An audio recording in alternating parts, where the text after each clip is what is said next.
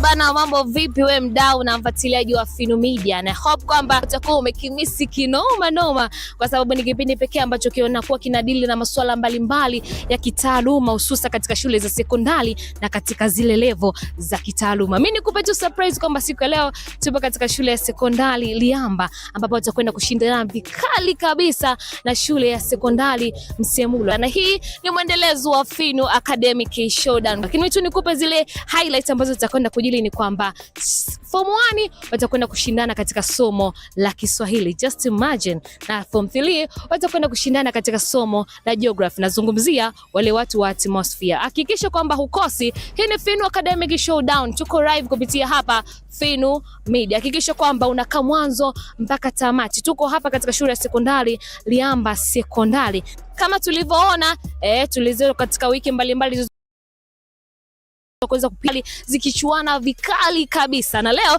tupo katika shule ya sekondari Liamba, ambapo watakwenda kuchuana vikali kabisa na shule ya Msemulwa Sekondari. Hii ni Phinu Academic Showdown, ambapo tuko live kupitia Phinu Media. Langu jina ni Editor Chiwaligo. Hakikisha kwamba unakaa kitako na kuhakikisha kwamba unaangalia mwanzo mpaka mwisho. 2 3 start.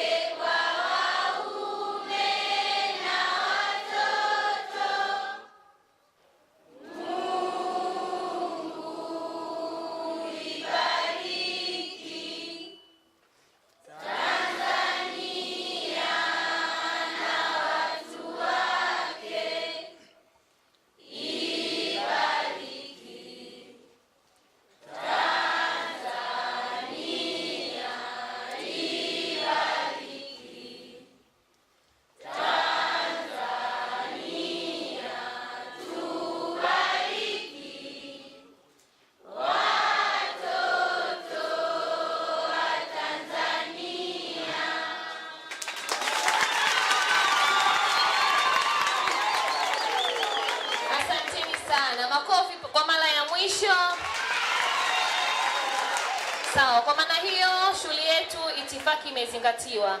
Lakini kwanza tuanze kuwatambulisha, hatufahamiani, tunatambulishana tu shule fulani imefika, shule fulani imefika. Lakini tuanze na umati kwanza kabla tujafika kwenye meza kuu.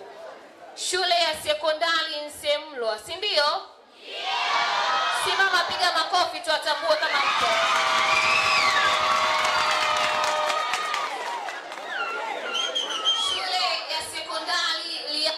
Si ndio? Yeah. Piga makofi tuwatambue kama mpo. Sawa, lakini pia tunao wanafunzi wenzetu ambao watakuja hapa kwa ajili ya kutuwakilisha form 1 pamoja na form 3, lakini kuna emergency kidogo imetokea kwa wanafunzi wa form 1 kwa upande wa Msemulwa, si ndio? Lakini jaji ataweza kuliweka sawa ili mambo yakae sawa. Kwa wanafunzi ambao wameandaliwa kwa siku ya leo, hebu simama utupungie mkono kwa shule ya Liamba.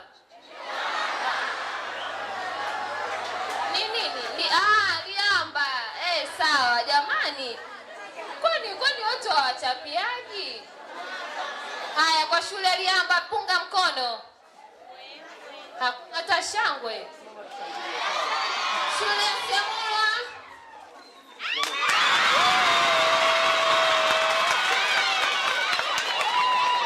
Nikukumbushe tu vigezo muhimu ambavyo majaji watakuwa wanazingatia hapa ni pamoja na utulivu, pamoja na sapoti kwa wanafunzi wenzenu ambao wanakuja kusapoti hapa, lakini pia wale wanafunzi ambao wanakuwa wanapresent hapa kwa kujiamini na wenye hoja. Sawa? Lakini pia kutakuwa kuna zawadi mbalimbali za mtu mmoja mmoja kama hapo nilivyosema, mtu ambaye anajiamini sana wakati wa kupresent hapa atapokea zawadi kama mmoja, lakini pia ule msafi, yule ambaye anaongea lugha ambayo imenyooka pia watapokea zawadi zao, si ndio?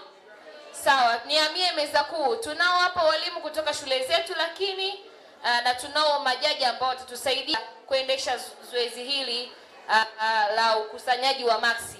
Ningeanza na mwalimu ambaye anasimamia shule ya Liamba.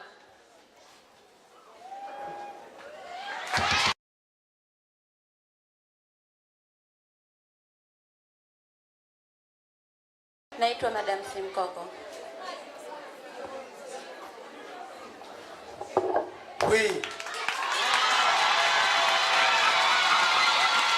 Mwalimu Masao, Semula Sekondari.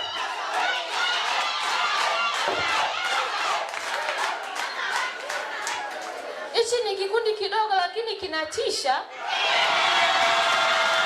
Sawa. Mimi sina mengi ya kuongea. Tunayo hapo meza kuu, lakini mnafahamu, si ndio? Lakini kwa heshima na taadhima nikabidhi mic. Good morning, students. Teachers and media crew. My name is Monji Msangi, and I am second judge of today's competition. Welcome.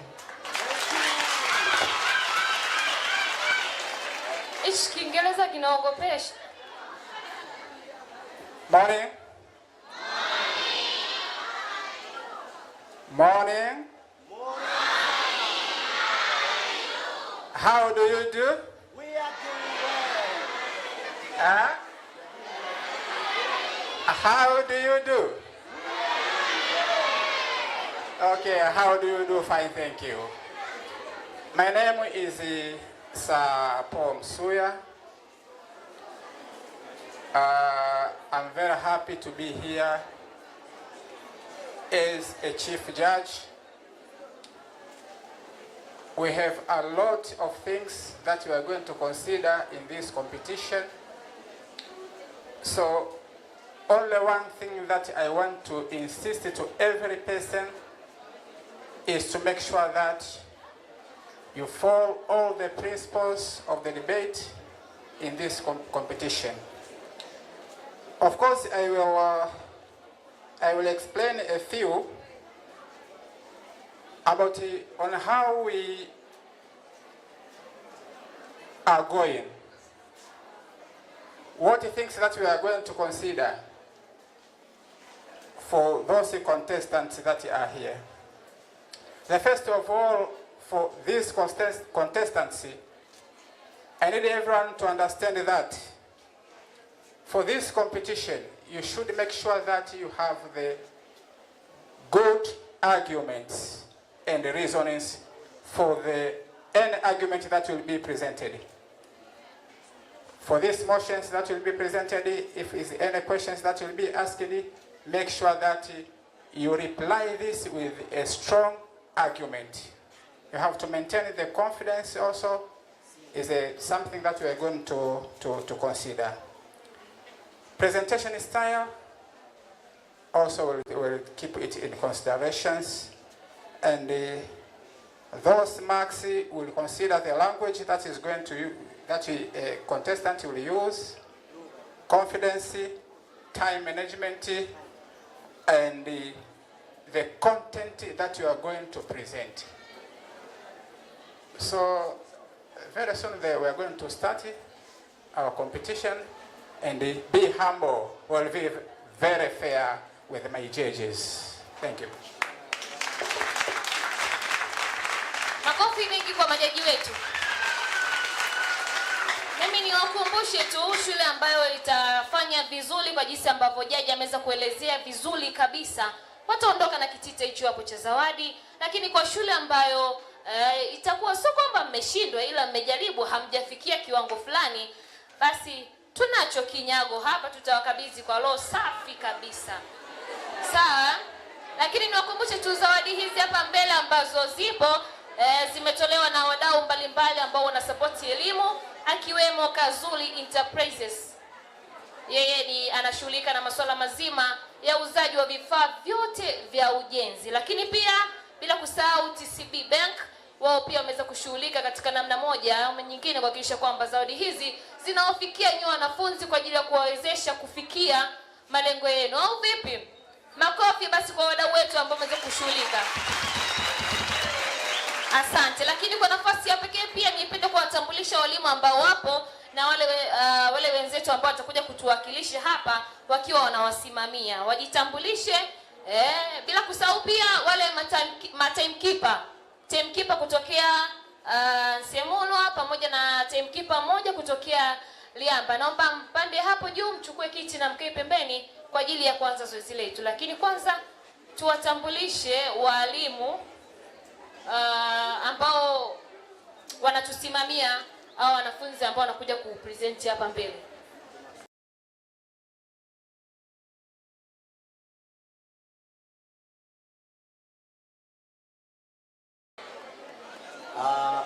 Naitwa Mwalimu Mvunja Kambi, natokea Semulwa Sekondari.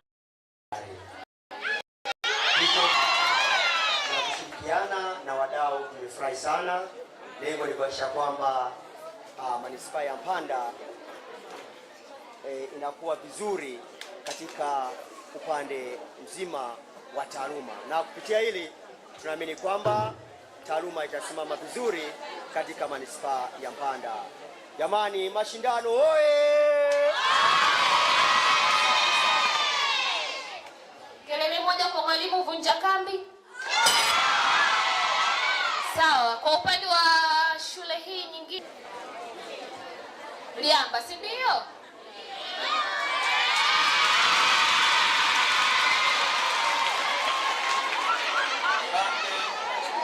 Asante. Kwa majina naitwa Mwalimu Moke Mwaliki. Tuko hapa kwa ajili ya kushinda mashindano.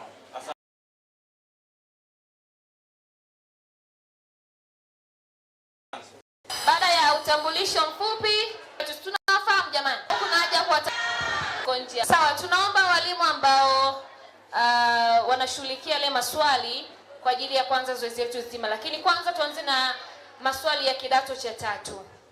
Ningeomba nikabidhiwe hapa kwa ajili ya kuanza mchakato huu mzima. Tayari tumeshapokea maswali kutoka shule zote mbili, kutoka Liamba pamoja na Semulwa. Tumeyachanganya hapa kwa ajili ya kuanza tayari zoezi letu zima la mashindano. Lakini kama kawaida, shule moja itakuja kuchukua swali, itasoma, na shule nyingine itaweza kujibu, na shule hiyo nyingine itachukua swali, itasoma kwa ajili ya shule nyingine kujibu. Sawa? Sawa. Mimi nakabidhi maiki kwa chief jaji hapa kwa ajili ya kuanza zoezi zima.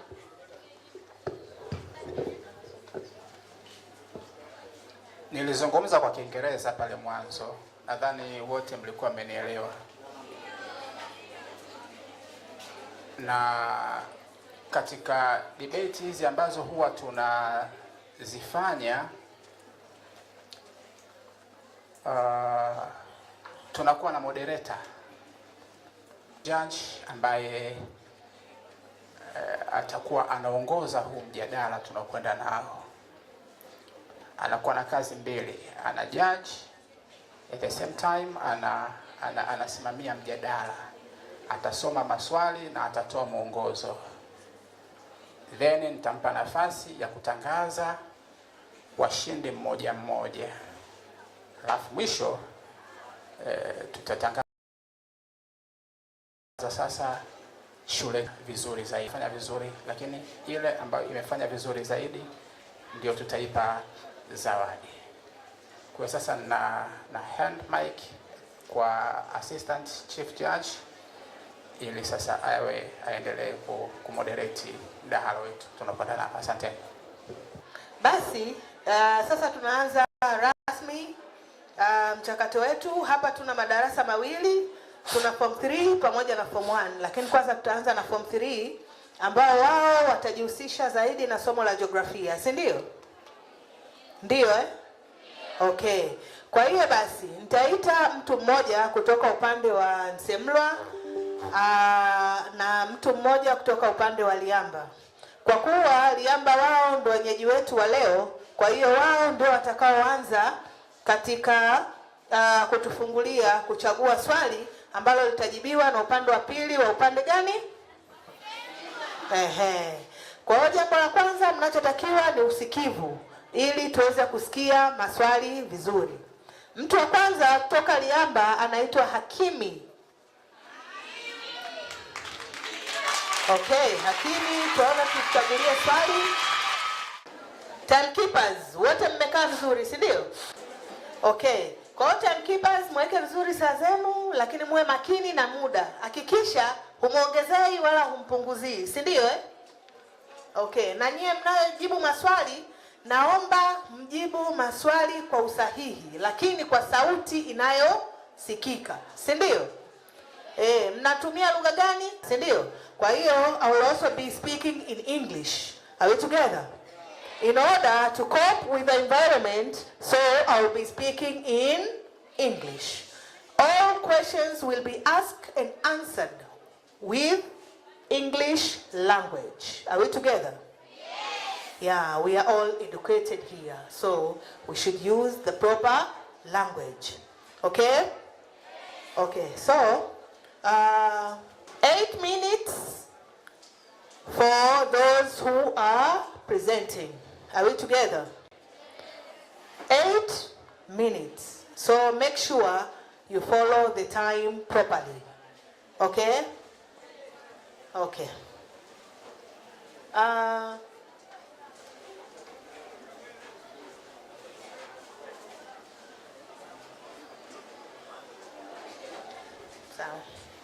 So, for the time being that you are waiting for something here, I'll be reading the rules and regulations of this dialogue. Are we together?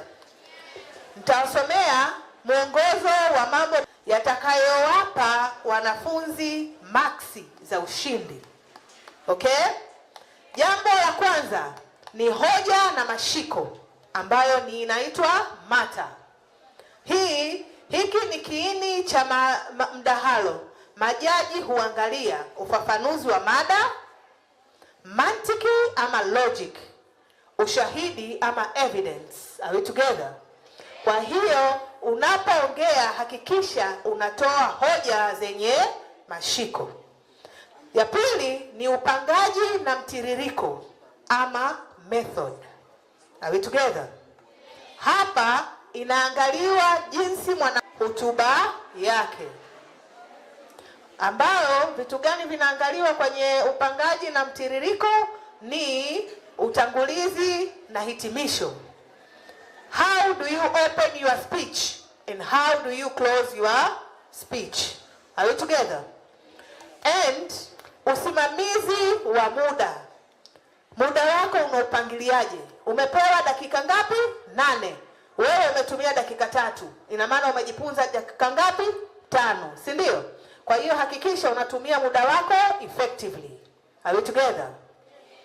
Ya 3 ni namna ya uwasilishaji ama mana.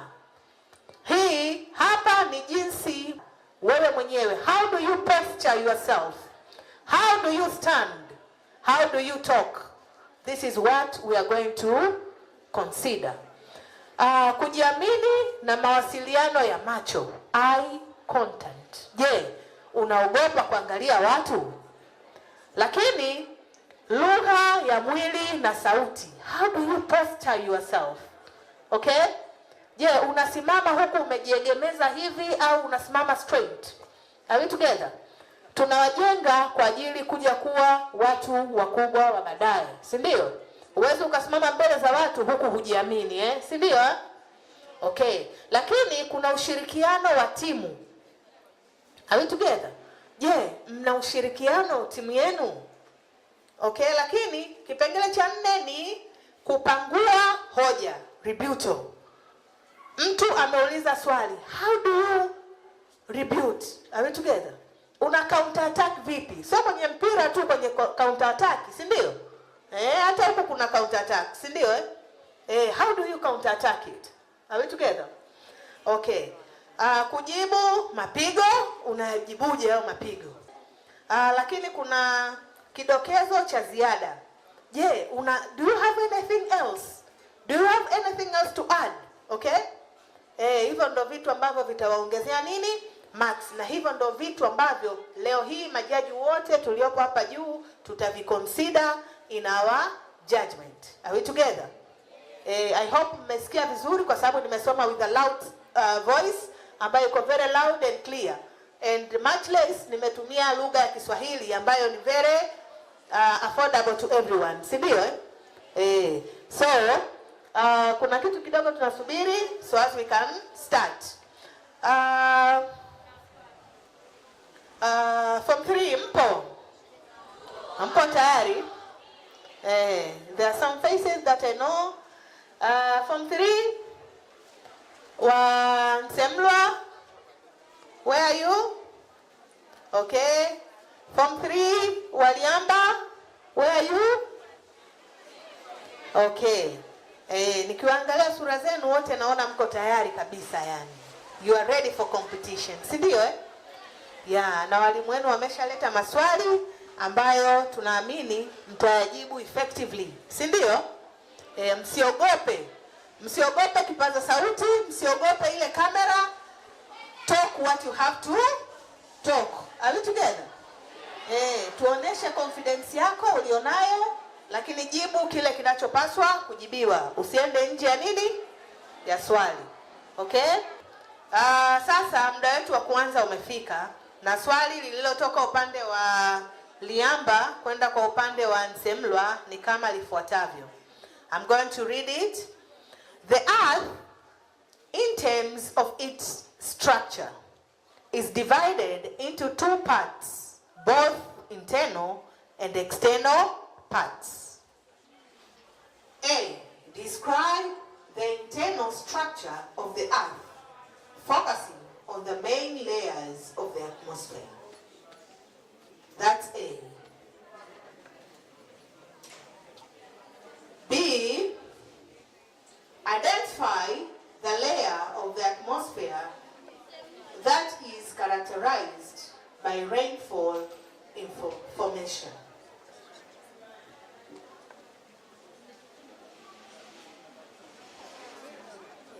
Okay, I repeat the question. The earth, in terms of its structure, is divided into 2 parts, both internal and external parts. A. Describe the external structure of the earth, focusing on the main layers of the atmosphere. Identify the layer of the atmosphere that is characterized by rainfall formation. Nsemlwa.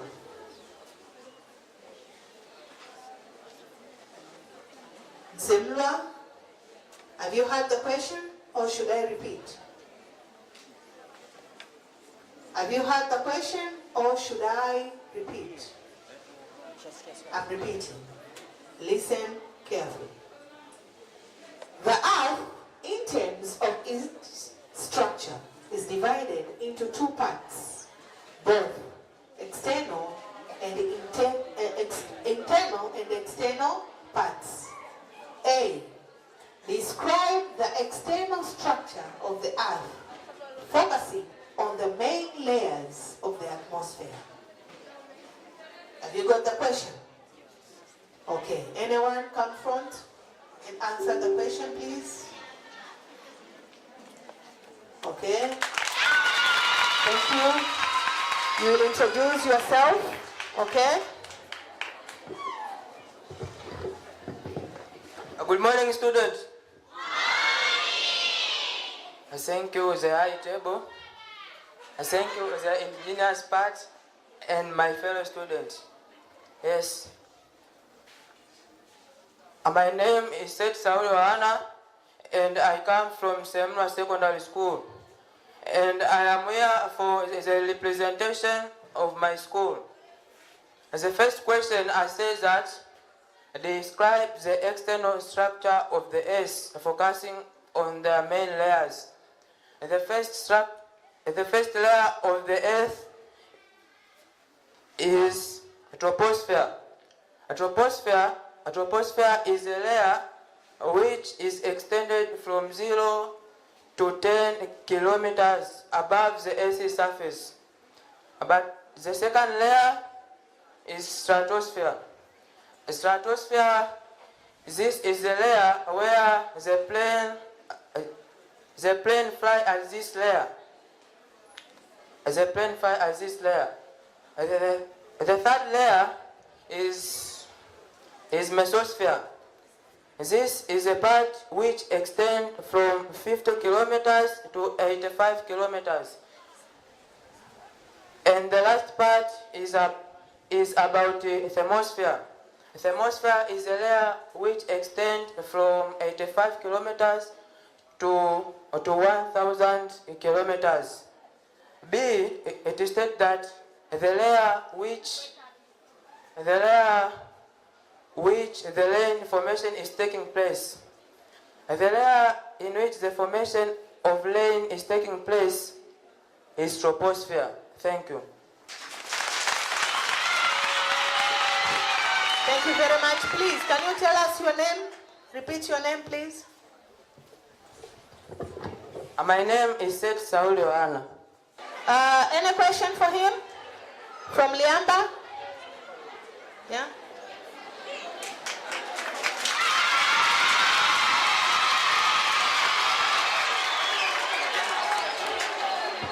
Yeah. Good morning, high table. Good morning, dear visitors. Good morning, my school students. Yeah, I have heard you have mentioned the 4 layers of the atmosphere. So, among those 4 layers which you have mentioned, which where the temperature decrease as the heat increase.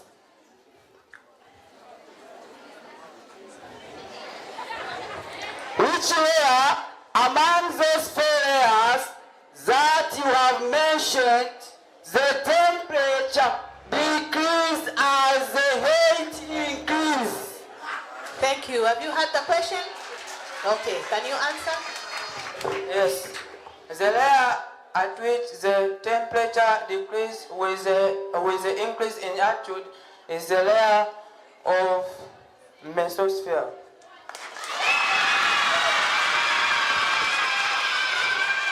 Yeah, you are correct. So apart from that, I have the second question.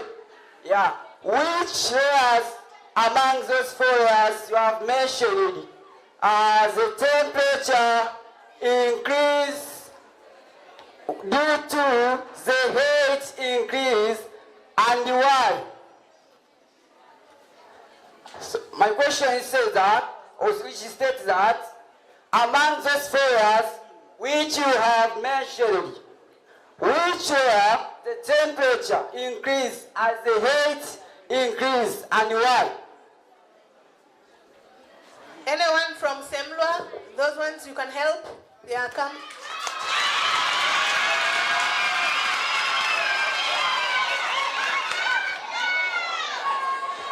Thank you. My name is Peter. Thank you, High Table. Okay. Thank you, indigenous, and thank you, my fellow students. I'm here to answer your question, which states that which layer temperature increase as the altitude increase. The layers that the temperature increase as the altitude increase is the thermosphere, because there is a amount of water vapor and the clouds around the sphere. and there is dust around the sphere. Is it? Yeah.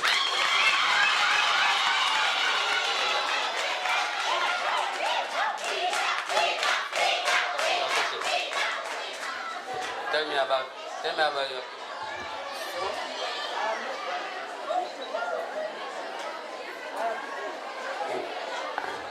I am not satisfied with your answer. Please, can you repeat to answer? Repeat your question. So,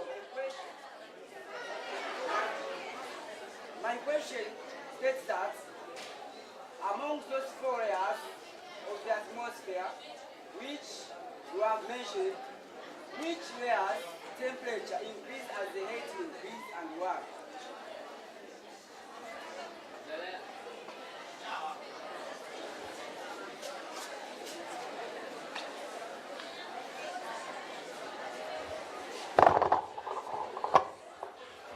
The layer I have already mentioned, and the reason is that there is a cloud formation and water vapor. There is dust around there. So, time is up. The time is up. Thank you very much. That was a very heated. Seti, please come and pick a question for Liamba to answer. Thank you very much. That was a very good discussion. We want it to be that way, okay? Okay, now, you go back and sit. I'm opening the question.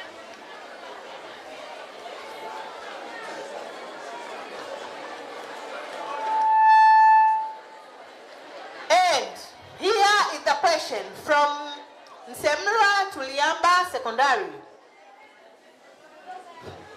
Topographical maps are made up of a number of components, stroke elements. As a form, 3 students briefly explain one function of each element, essentially. NF4. On the bracket, NF4. I repeat the question. Topographical maps are made up of a number of components, stroke elements. As a Form 3 student, briefly explain one function of each element, stroke essential. On the bracket, NA4. Should I repeat the question, Liamba? I repeat. Topographical maps are made up of a number of a component, stroke elements. As a Form 3 student, briefly explain one function of each element, stroke essential. NA4. Pick among NA4. Thank you very much, brother.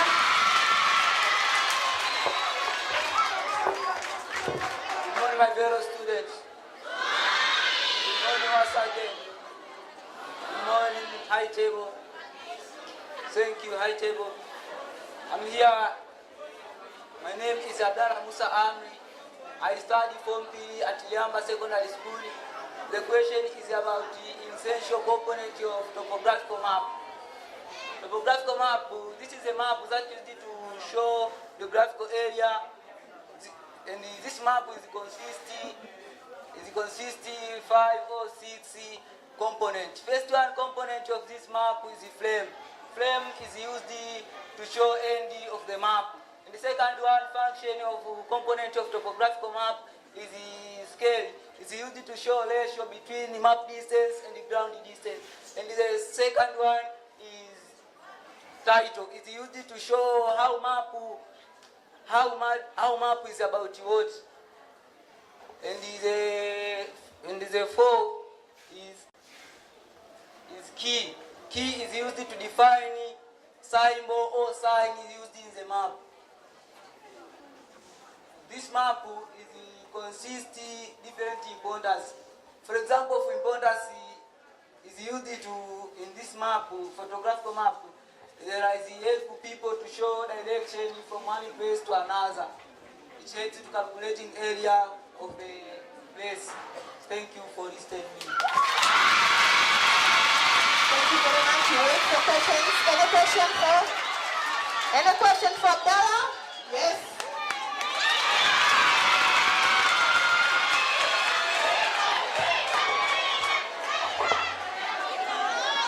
As you know, the topographical map have its own elements, and you mentioned them with their roles. Can you tell me which type of map is used to make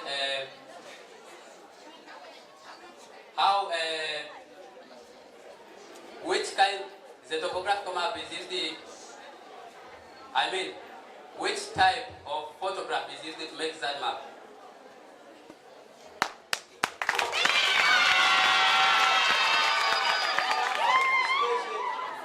The question is saying what is it? Anyone can answer the question from Liamba? You heard it. Yeah. I have heard your question. You have said that apart from those 4 components of the topographical map, which kind of photograph are used to make that map? So I am going to answer to you. The type of photographs that used to make that map is an aerial or vertical photograph because it covers a large area and it shows many features. Thank you very much. Do you have any questions? We still have some time. Okay, Liamba, can you keep quiet, please? Keep it low. Now, any other question? We still have some time. Semlwa, do you have any other question to Liamba? No question? Okay, so, yule kaka ko wapi now? Come and pick a question. Abdallah, come and pick a question. Pick a question from Semlwa. Pick a question from there. There. No?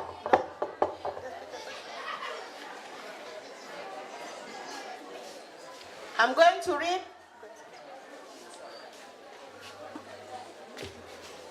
Hao walimu hawataki mchezo kabisa. Yaani wamebana kabisa maswali. Hawataki kabisa ya liki. Okay? This is very good. So, I'm going to read the question as follows. This question is from Liamba to Semlwa. Which goes, some photographs shows clear image, while others are not. What do you think might be the factors?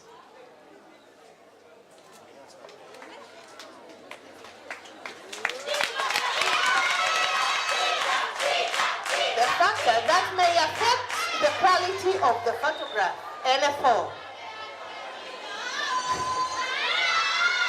Good morning, my fellow students.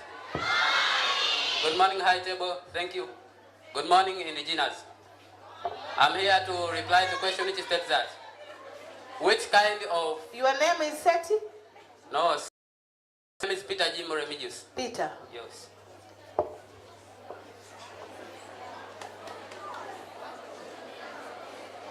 Continue. I'm here to reply the question which states that why some images are not quality. Because, one, factors that are affecting the quality of the image taken by a camera, the first one may be climate. Climate of an area can affect the photograph taken by a picture. A photograph taken by a camera can be affected due to some factors. For example, rainy season. Another factor is quality of a camera. Some cameras are not quality because they can zoom pictures which are not far apart. They can zoom the pictures taken near. Thank you. Thank you very much, Peter. Can you wait for questions? Liamba, do you have any question for Peter? Yanga Secondary. Okay, let's see. No question? You have a question? Come forward.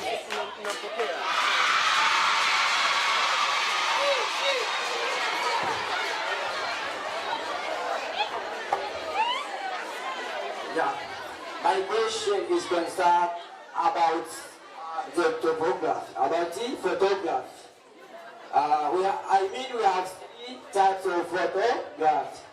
So, what is the type of photograph that you need to show always the top views?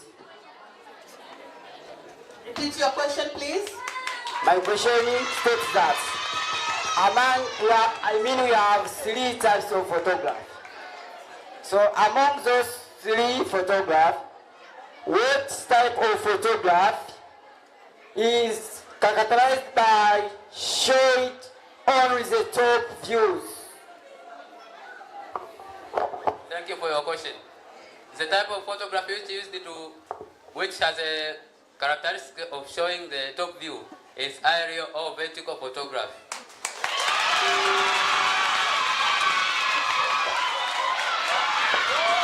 Thank you very much, brother.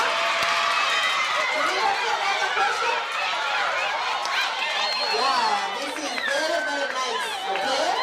This is a very nice dialogue that is needed. Very well, ma'am, okay? Okay, another question? If there's no question, please, Peter, come back and pick a question for us.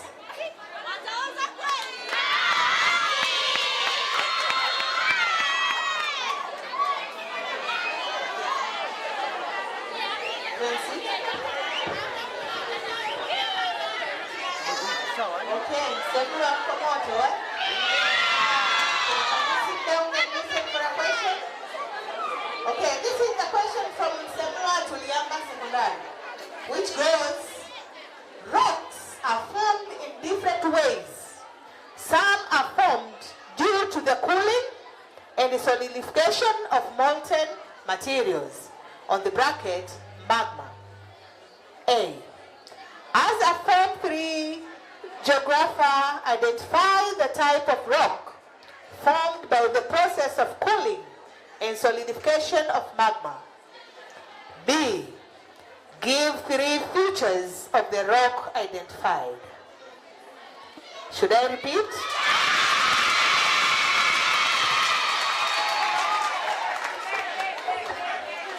Good morning, high table.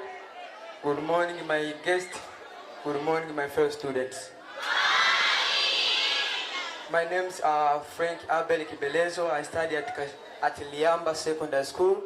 I'm going to answer my question, which states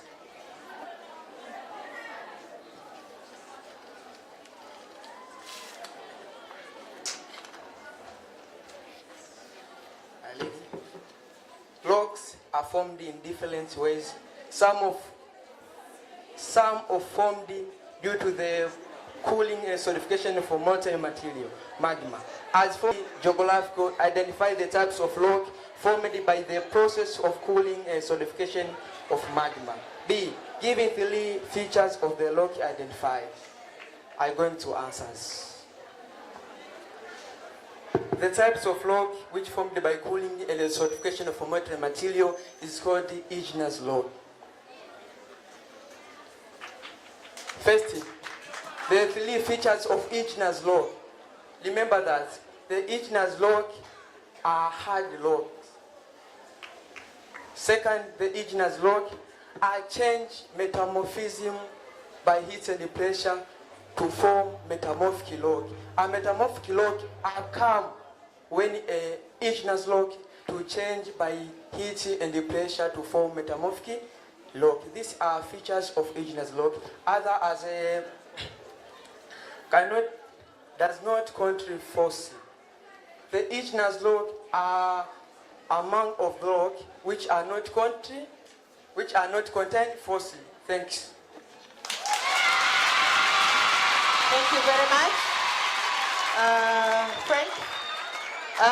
Any question for Frank? The same lawyers come.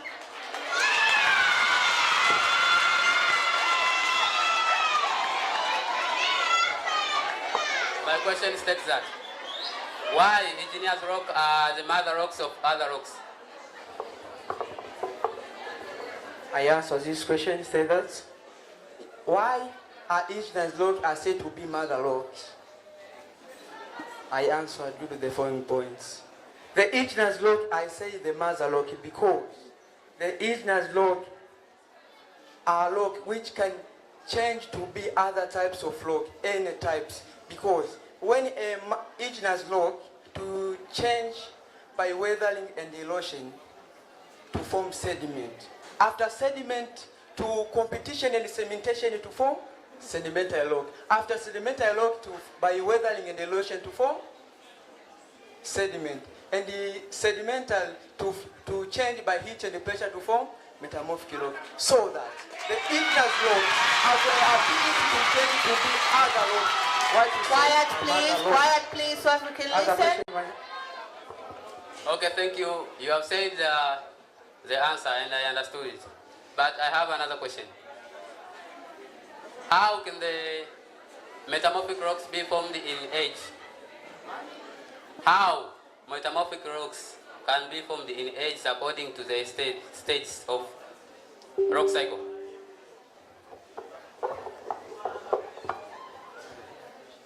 Repeat your question. How metamorphic rocks are created according to their age in stages of forming metamorphic rocks. Anyone can answer the question. I have heard your question, but you have said that the stage which led to formation of metamorphic rock is it? Yeah. We say that when the sedimental rocks is heated and get a pH, this led to formation of metamorphic rock. In that way, as the metamorphic rocks also can undergo the weather and erosion to form a sediment, and then to change it to another types of rocks. So my answer is that. So the stage which led to the formation of metamorphic rocks is when sedimental rocks heated or get a pressure, or when igneous rocks is heated or get a pressure, and that way we can get a metamorphic rocks. Stay here. Don't go anywhere. Which type of rock forms strata? Which type of rocks form a strata? Yeah, I've heard your question very much. The types of rocks that are formed as a strata is sedimentary rocks, but not only sedimentary rocks, but also metamorphic rocks can be found on the strata. Okay, you said sedimentary rock forms strata.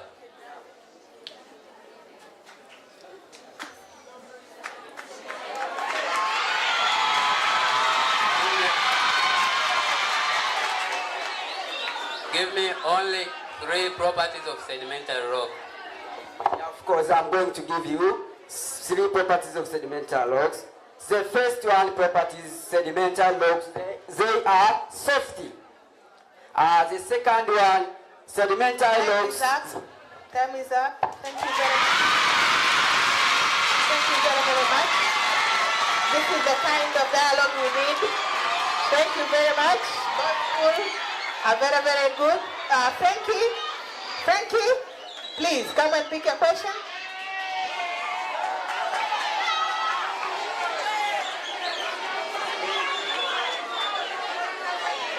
Thank you. Go and sit.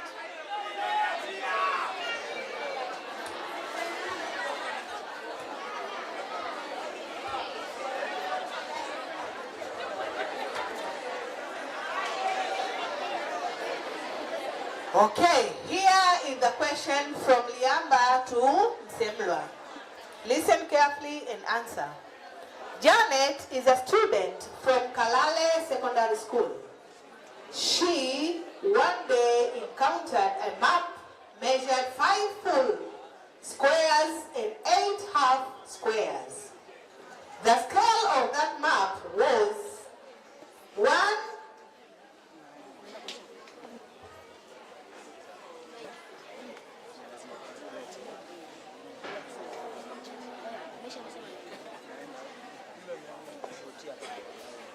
ratio of 50,000, but she failed to calculate the area of that map. How will you help Janet?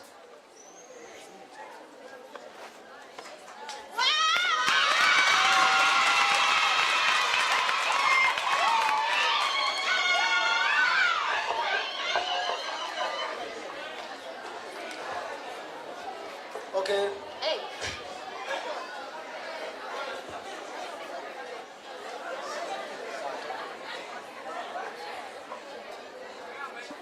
Okay, thank you, the high table, indigenous, and my fellow students. Good afternoon. Good afternoon. Yeah.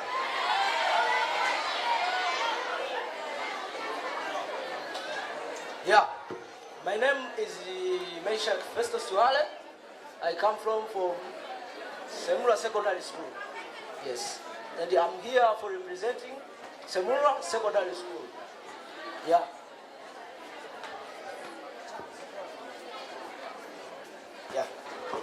I want to read this question. Janet is a student from Kalale's Secondary School. She, one day, accounted to map measured 5 full squares and a half 80 squares. The scale of that map was 1 ratio 50,000. But she failed to calculate the area of a map. How would you help Janet? Yeah, I want you to solve.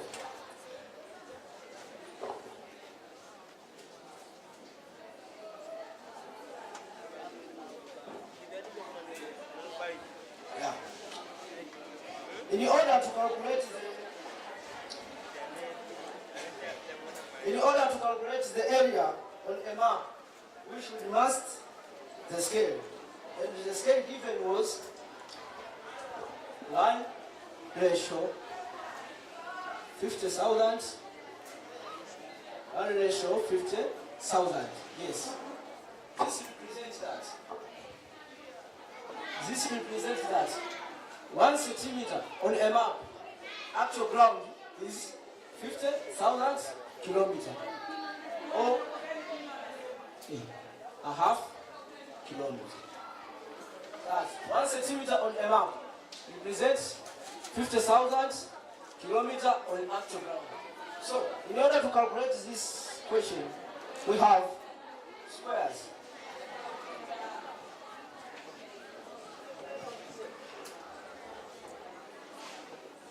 Full squares are 5. 5 squares and a half.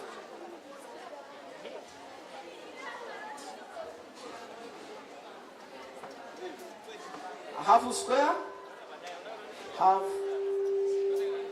8 square. So, in order to calculate the area on a map, we have formula. So, it says that full square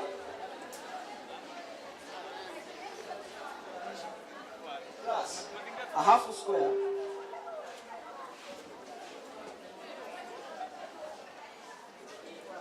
but this a half square divided by 2. Yes, because they are a half. So, in data below, we have full square is 5. Full square is 5 plus a half is 8.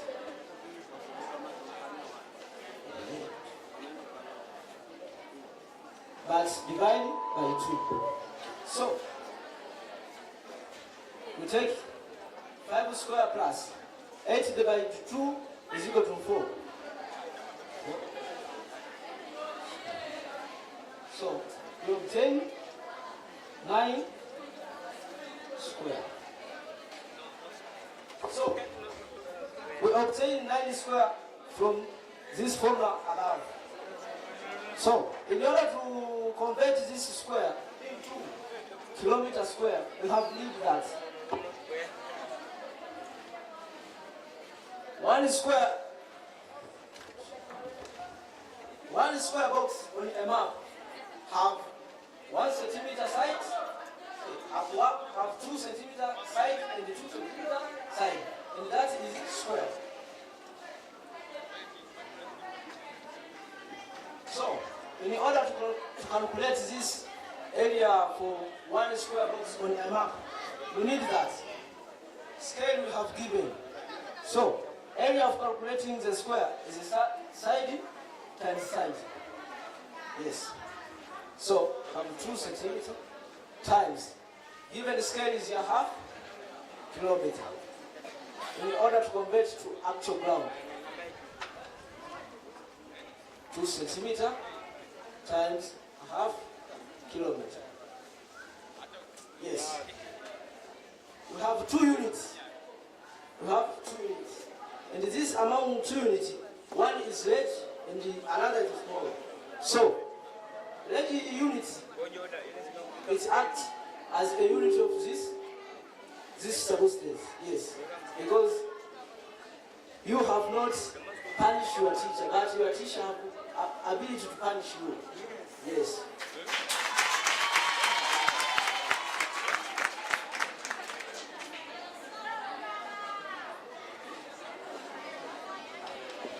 So we obtain that 2 divided by 2 is equal to 1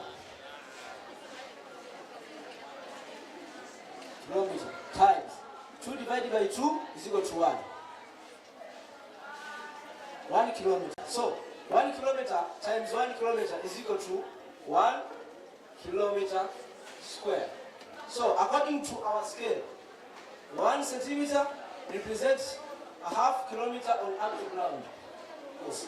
So we have needed to multiply square given that we obtain from the formula. So we have 2 square. We have 1 square. 1 square. We obtain that have 1 kilometer square. What about the 9 square? We need to put multiplication. Yes. Square and square will be cancelled. We obtain that x is equal to 9 square. Square will be cancelled times 1 kilometer square. X is equal to 9 kilometer square. So,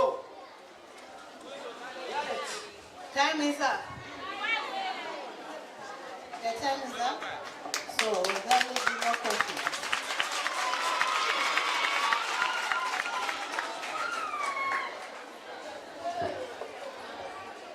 Don't drop it.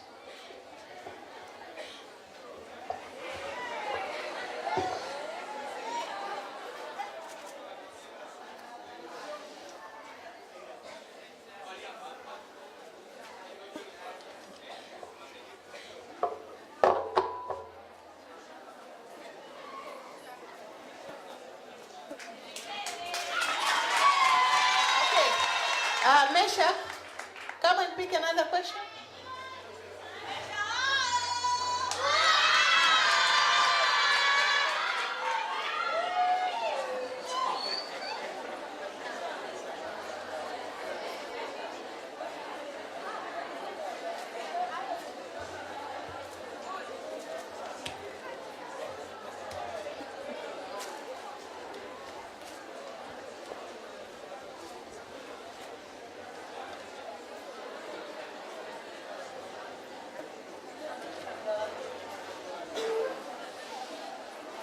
Okay, now I'm going to read another question from Semlwa to Liamba. If the map has a scale of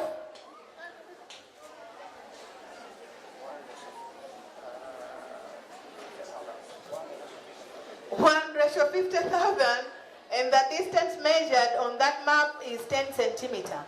What will be the actual distance measured on the ground?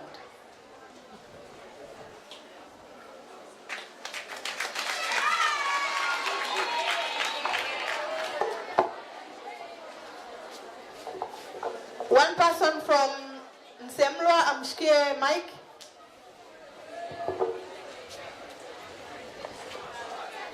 What is your name, brother? Sorry, my name is Linus Kanika Majira. I studied at Yanga Secondary School, Form 3A.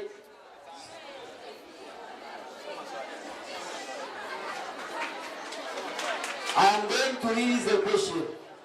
If the map has a scale of 1:50,000 and the distance measured on that map is 10 centimeters, what will be the actual distance measured on the ground?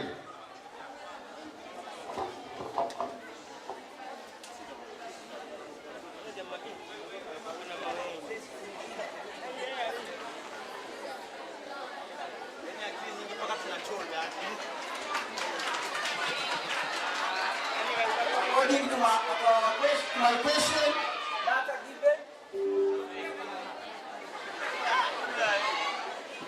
we have given the scale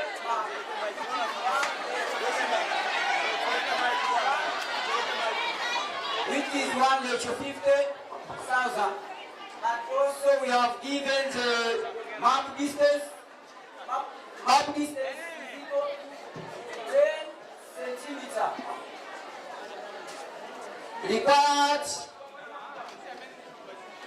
to find the actual distance of the ground. Distance of the ground.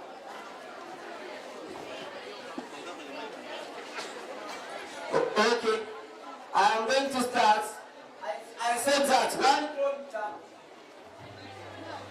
represents 1 kilometer representing 100,000 centimeters.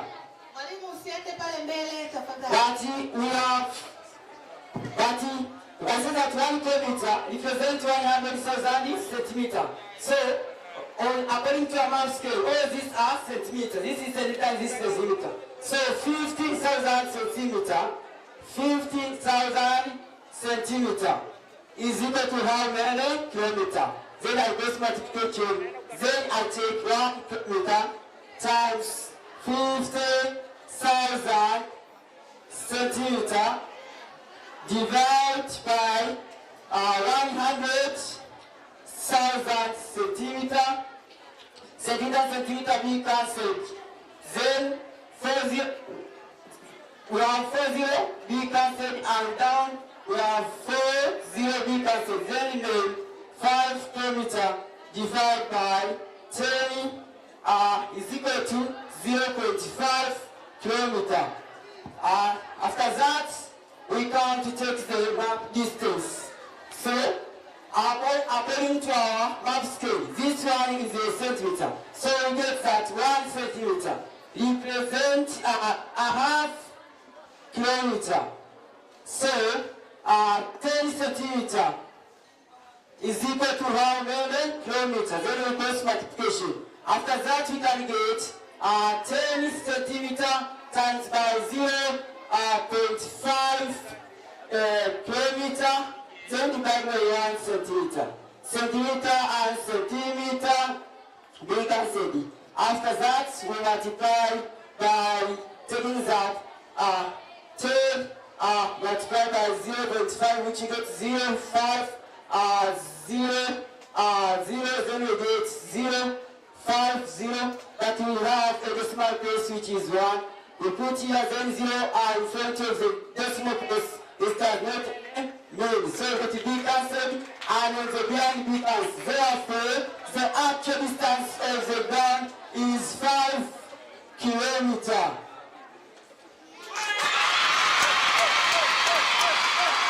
Thank you very much, Liz. Any question? Any question? Yes, Peter.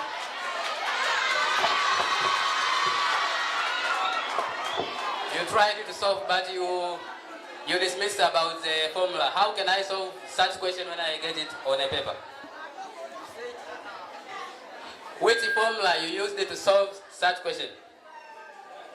You say which formula I have used to solve that question.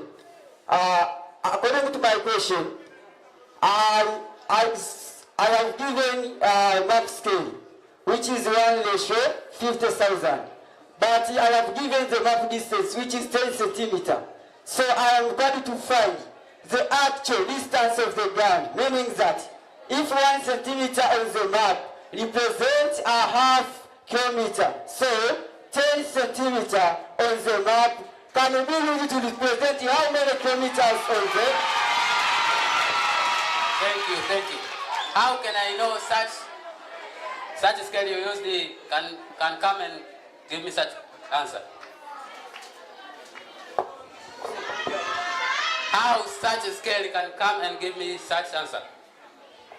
I have used that according to our scale, but I don't know how I have to pass the long way, but I still need a short way according to the time. So, according to our time, we have given the blackboard, so I don't know want to pass a long time, but somewhere what I want to go, I know. Okay, just listen. When you calculated there, you got 0.5 kilometer. How such 0.5 kilometer come into 5 kilometer while there is no formula to change such answer? You have said that. How such 0.5 kilometer change into 5 kilometer? I said 0.5 change into 5 kilometer by taking 10 centimeter. Then I said that 10 centimeter is equal. I said that if 1 centimeter represents 0.5 kilometer, is it? So 10 centimeter it is equal to how many kilometer? Then I press the multiplication. Are you getting me? Sorry, I don't get you. Because if I've got such question different from that, how can I use such scale used in there? That 10 centimeter times a half kilometers that I got. For example, I got 20 kilometers. How can I multiply with the 10 centimeter? Anyone can answer that question. For example, I got 50 kilometers far from your half kilometer. Can I multiply it to 10 centimeter? Time is up.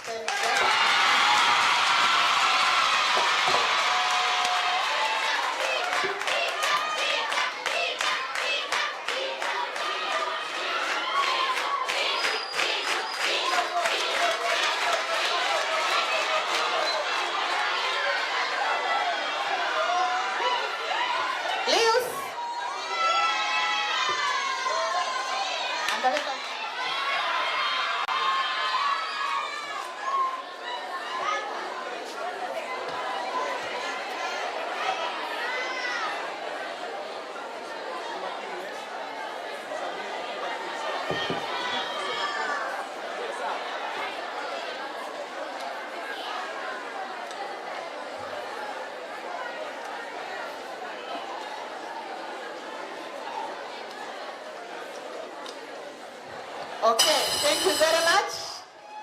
Now I'm going to read question number 3 from Liamba to Nsemlwa, which says, Jumbe Mawe is a surveyor. He wanted to produce a map of his village. He decided to take a picture of that village so that he can use that picture to make a village map. A. What type of photograph do you think Jumbe Mawe took to make a map? B. Why do you think Jumbe Mawe chose to take and use that type of photography to make a map? Nsemlwa, should I repeat the question? I repeat. Jumbe Mawe is a surveyor. He wanted to produce a map of his village. He decided to take a picture of that village so that he can use that picture to make a village map? A. What type of photograph do you think Jumbe Mawe took to make a map? B. Why do you think Jumbe Mawe chose that to take and use that type of photograph to make a map?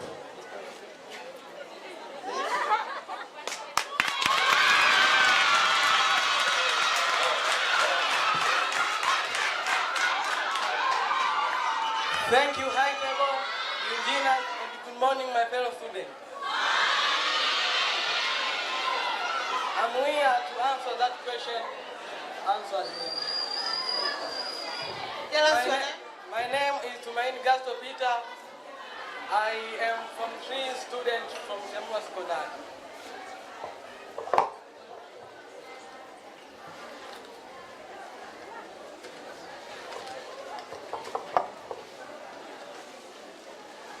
My question is states that Jumbe Mawe is a surveyor. He wanted to produce a map of this village.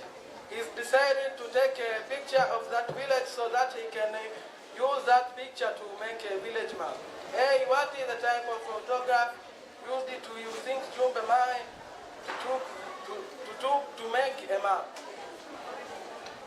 Jumbe Mawe took aerial photograph to represent a village. B. Why do you think Jumbe Mawe chose to take and use that type of photograph to make?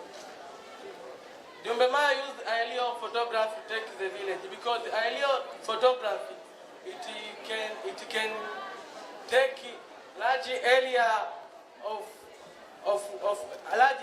ground in small area. Thank you.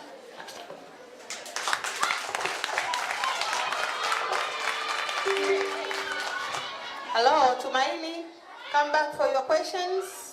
Yes. The other one.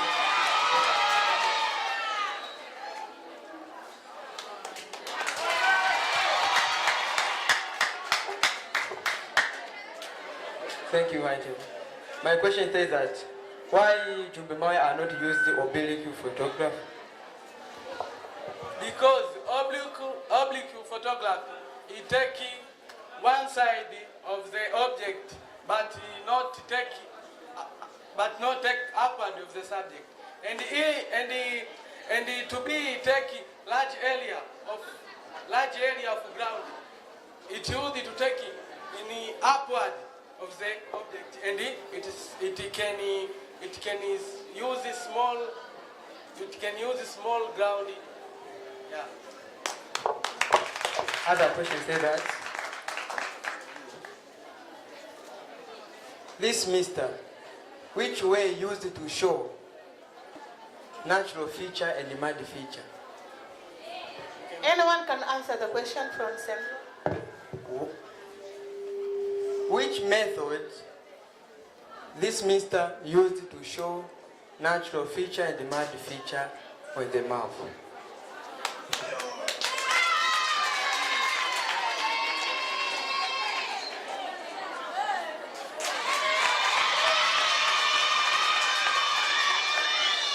Yes. Which method is this mister used to show features, natural features and mad feature of the map, just to explain for one? I think with the high table.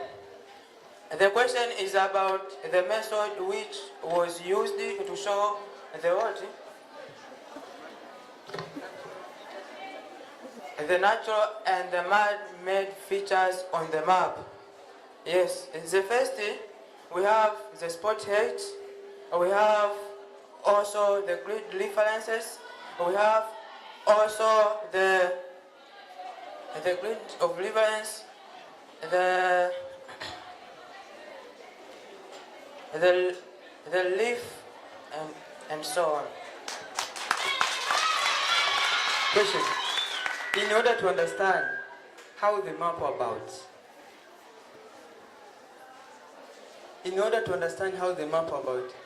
what the essential of the map should be considered when you study a map by using it to understand how the map about? Yes. The essential of the map that is to be considered is the key or the legend, because the key is the essential that is used to facilitate what is on the map and inside the map. You say the key. Are you correct? When you study a map and see the key, you understand the title of the map? Your question is not clear because you said which component can use it to show what map is about. There is a name, there is a frame, there is a key, there is date of compilation, and there is a name of publisher. Just to define the title. About title, this shows about which area is that photograph about. Yes, the title represents the area taken, the photograph of that area. Which area is that? That's the name. I know. When you study something, at the top of the question, have a title. When you answer in a difference, when you answer in a different question in the different subject, you understand what the meaning of the question by to see the title of the question. Example in Kiswahili, you start with the Kicheche. What is the meaning of Kicheche? The Kicheche is the meaning of the title. Why you say the title to show the name? Oh. You are going OP. I don't understand you. I repeat it to say. When you start, Please, can you keep quiet so as we can hear? When you start different books or difference, when you start at different books, at the top of books have a title. Example in mathematical books, the title have a mathematical books. Why you say mathematical books? Why you say the title? I show the name in the map. Your content are not clear, but I will try to just answer your question according to the way I understood. You said, how can I understand the content according to the title? Is that? How can I understand the content according to the title? What is the essential component of the map used to show what will map about?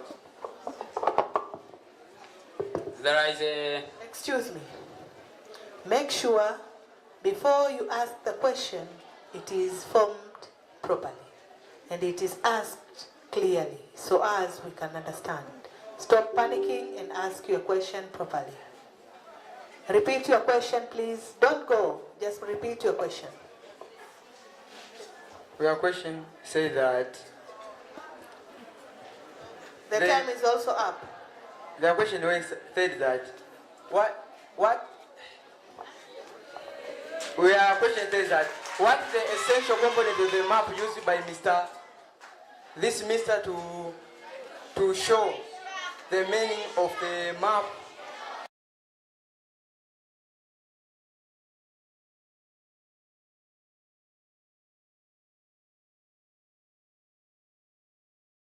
Pick a question.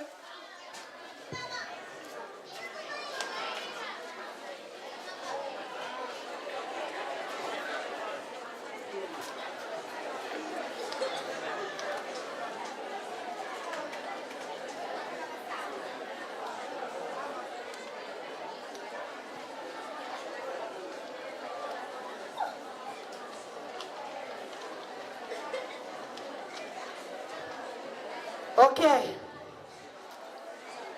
Debate imekuwa poa, eh? Okay. Now I'm going to ask another question from Semlwa to Liamba. Magembe is a photograph teacher. from Makungu Secondary School. He one day collected several rocks for teaching in the class. One among the rocks seemed to be light and formed strata or layers. Identify the type of that rock. B. Give any 3 features of the rock identified. Should I repeat the question? Magembe is a photograph teacher from Makungu Secondary School. He one day collected several rocks for teaching in class. One among the rocks seemed to be light and formed strata or layers. A. Identify the type of that rock. B. Give any 3 features of the rock identified. Liamba, should I repeat? Oh, the question is clear. Okay, you?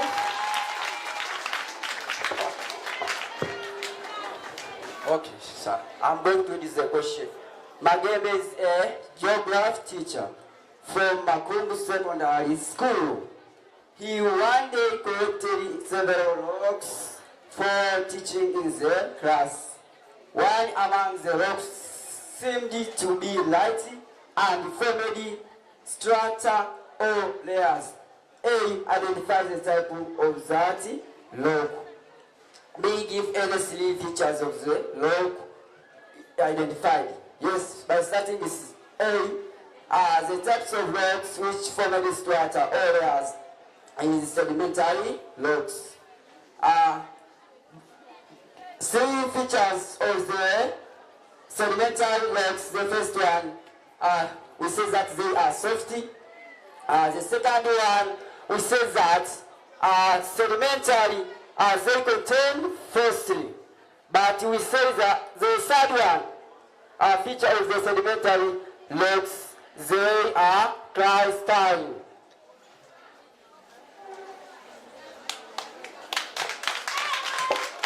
Do you have any question for youth? Semla?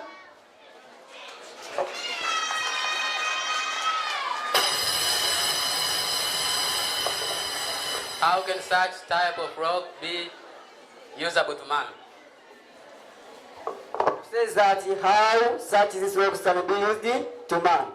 So these sedimentary rocks can be used as this type of rock can be used as a source of tourist attraction. The second one, this rock can be used on decorating buildings. The third one, these rocks can be used on manufacturing chemicals and cementing. Also, this rock can be used to account for soil formation. Thank you for your answer. What are before the formation of such sedimentary rock, there is another type of rock before it. Can you tell me it? You have said before the sedimentary rocks, there are another rocks. Before sedimentary rocks, first of all, we have igneous rocks. But we say that igneous come from the term igneous comes from the Latin word ignis, which means fire.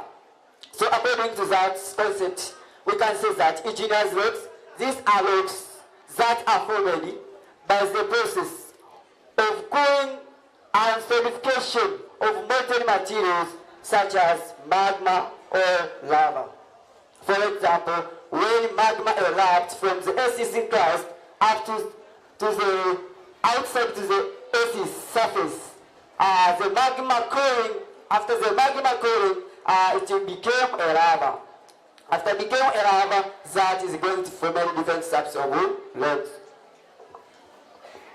Okay, you have mentioned many types of rock. How can you classify those rocks according to their name? How can you know that this is sedimentary, this is igneous, this is metamorphic, and other? How they are classified according to what? What classifies rocks? Okay. When we come for the definition of rocks, we can say that rocks are natural solid materials made up of various minerals in different ratios. So these rocks, the first one thing which can be used to differentiate one rock from one rock is in different ratios of minerals. The second thing, we can consider the features of three types of rocks. For example, the first rock, which is igneous rocks, is characterized by saying that they contain fossil, is it? But they do not contain fossil. But the second one, which is sedimental rocks, is characterized by contain what? Fossil. Apart from that, the third one is metamorphic rocks. We say that metamorphic rocks, these are hard rocks compared to all other types of rocks. Okay, another question states that in a rock cycle, rocks are classified according to what? In a rock cycle, how can we classify rocks according to the rock cycle? You have said that how I can classify rocks according to the rock cycle. First of all, I can say rock cycle is the process whereby one rock changes from one type of rocks to another type of rocks. The source, main source of the rock cycle is magma, is it? For example, in order to get igneous rocks, magma is cooling. After cooling magma, we can get igneous rocks. After that igneous rocks, there is a weathering and erosion, then form a sediment. After forming that sediments, compaction and cementation. After cementation, we get sedimentary rocks. Then sedimentary rocks can undergo weathering and erosion to form sediments. After that, the sediments get heat and pressure, they change up to the metamorphic rocks. Also, metamorphic rocks can undergo weathering and erosion to form sediments and to form another type of rocks. After that, metamorphic rocks also can melt to form a magma, and also to form a magma, and after forming the magma, then undergo up to the igneous rocks. Is that on how the rocks is around? So you mean sedimentary rock can undergo to metamorphic rock? Yes. Sedimentary rocks can undergo up to the metamorphic rocks. According to the way you tell me sedimentary rock have to change, and then it have to melt, and then come to metamorphic rock. Is it? Yes, I have said that the sedimentary rocks when sedimentary rocks get heat, when sedimentary rocks get a heat and pressure, can change directly up to the metamorphic rocks. Is it? After that, a metamorphic rock also can undergo a weathering and erosion up to form a sediment. Then,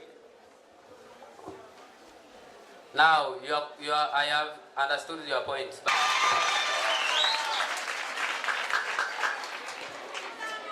You pick your question. Okay, I'm going to read a question from Liamba to Nsemlwa. As it goes. Mr. Chande observed the pieces of rock falling down the mountain due to gravity. He failed to identify the process he was observing. A. Help Mr. Chande to identify the name of that process. B.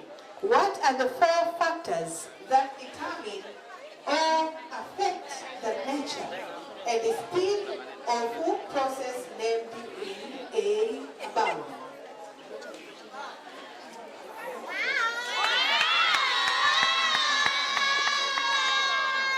The question is stated that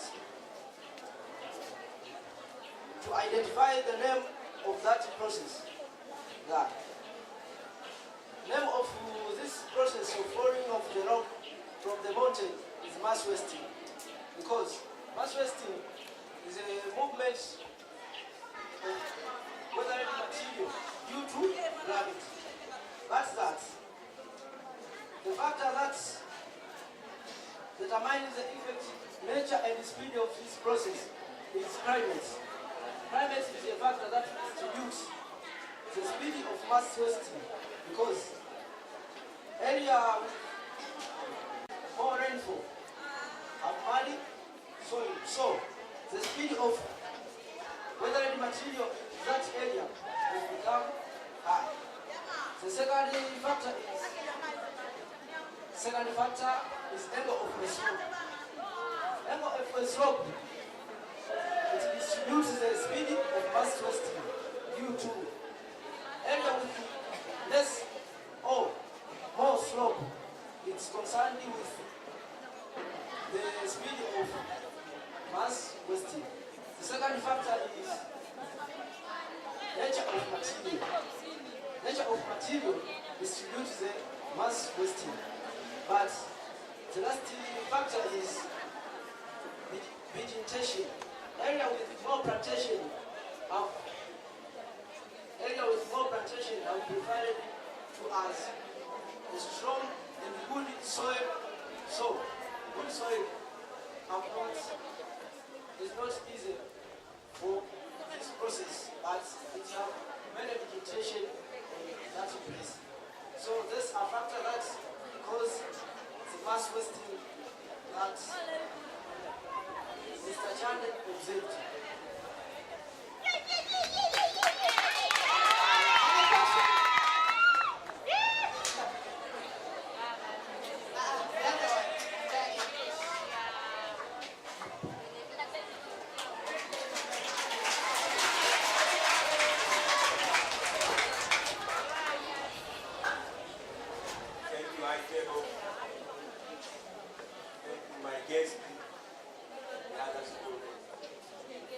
My name is Aquino from My question is that what are the types of mass wasting and explain it in detail?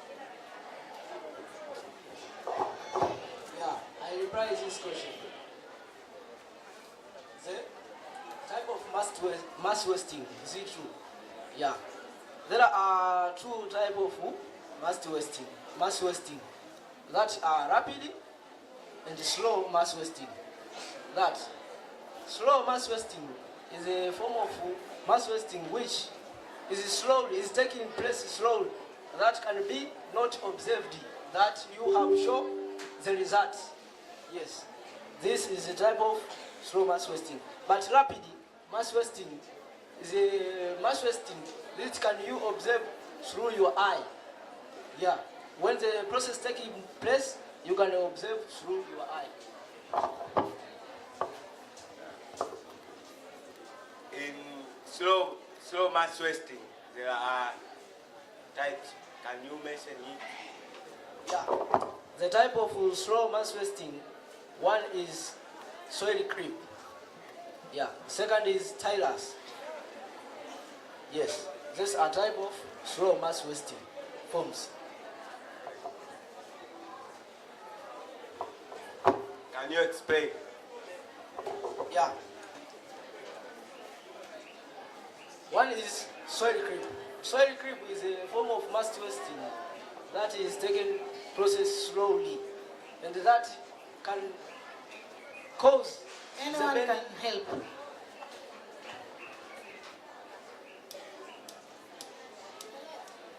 Yeah, it's a form of mass wasting that can cause the bending of tree and fences. Yes, you can observe in your street the fence is bending. This is caused by soil creep. But another was tilers. This is a form of mass wasting which affects the flow of a soil. Yeah, this is a type of mass wasting that affects the flow of a soil. Can you give me importance of mass wasting? Yeah, mass wasting is play many roles in your environment. One is as a source of building material. Yeah, mass wasting, it influences the building material due to movement of water wind, and other. It causes the formation of sand which can be used in building and the construction of building. Another is as a source of it improves the soil formation, because the area which have less soil formation and the moving of water and the wind, it influences this area to be with more fertility. Yeah. Another is at a source of tourism attraction. Mass wasting, it attracts the tourism due to area with mass wasting. Yeah. It attracts tourism in order to observe what is happening in this area, and this mass wasting can be affecting our environment. Yes. In addition point, the significance of mass wasting. The mass wasting can cause the formation of lakes, and also the mass wasting can cause the formation of fertile land.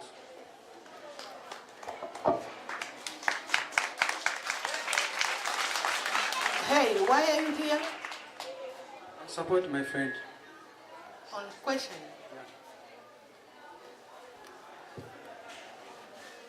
I needed to ask you my question. As a student of Liamba Secondary School, I need to understand how nature of material is the amount of factor that affect the mass wasting. How?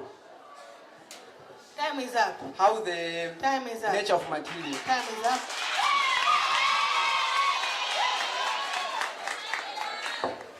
Please, no communication between teachers and students during presentation. No communication between teachers and students between presentation. Yes, come and pick a question for the other. Not you, the one who presented.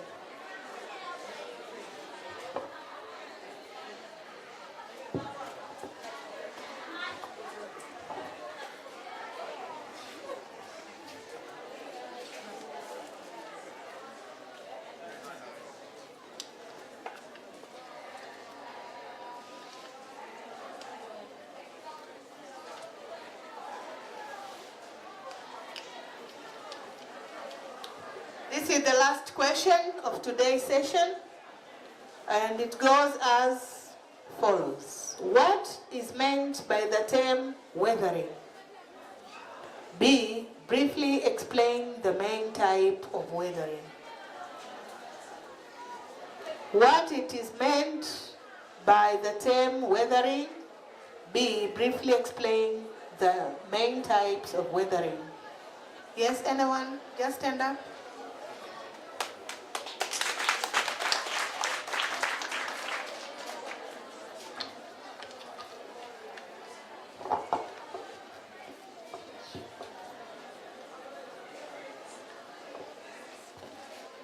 Good afternoon, student of Liamba.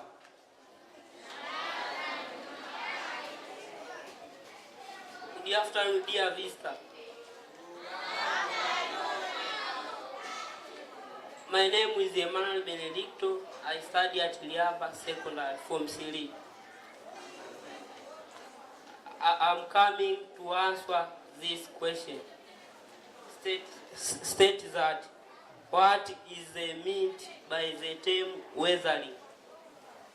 Weathering is the process of weakening, decomposition, and the disintegration of substance into smaller parts, rock into smaller parts.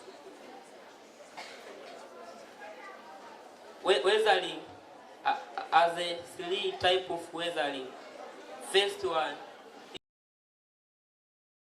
is, second is chemical weathering, and Chad is biological weathering. Questionnaire will start to answer.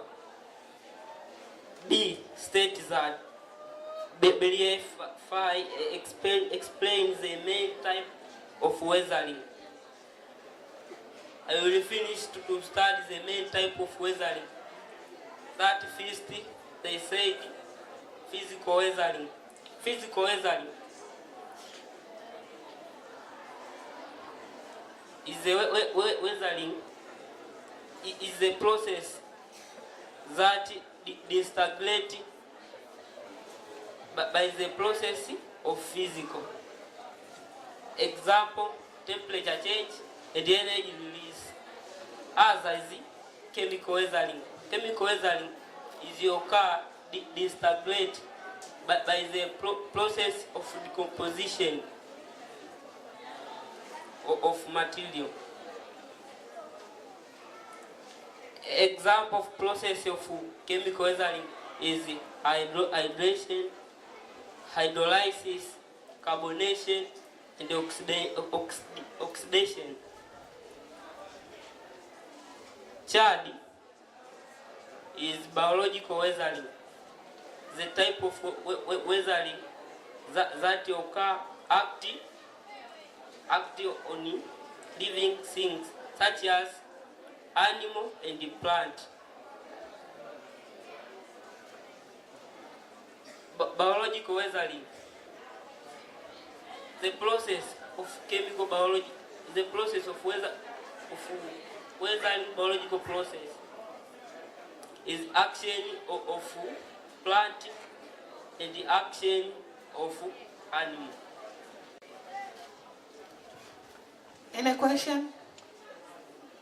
Yes, kaka pale. No, not you. The other one.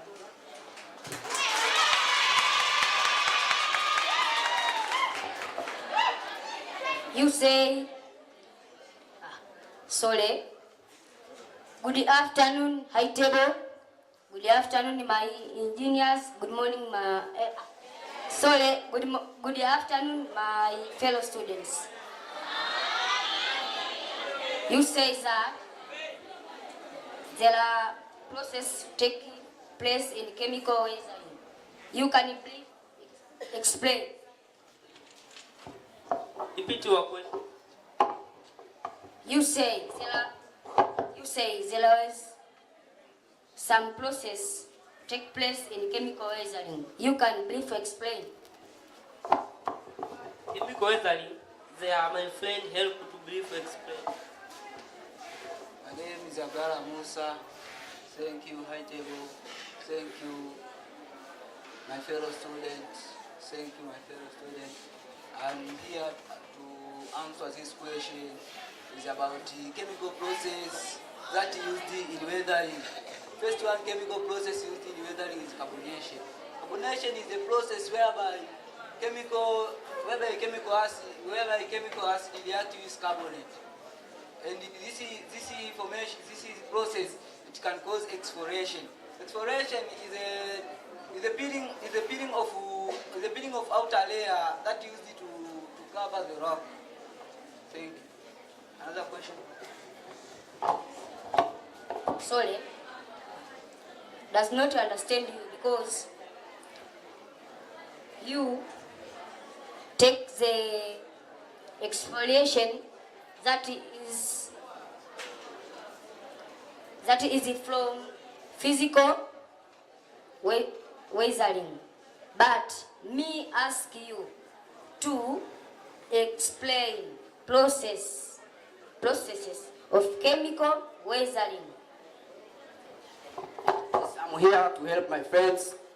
The first one, process of chemical weathering is carbonation. When we talk about carbonation, meaning that is the process whereby when carbonic acid reacts with carbonate containing other substances to form new chemical compound.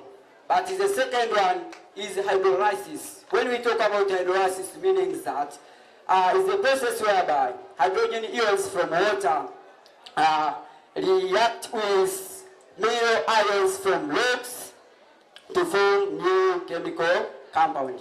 the third one is oxidation. When we talk about oxidation, meaning that is the process whereby oxygen combined with other elements or substance of the rocks to form new compound.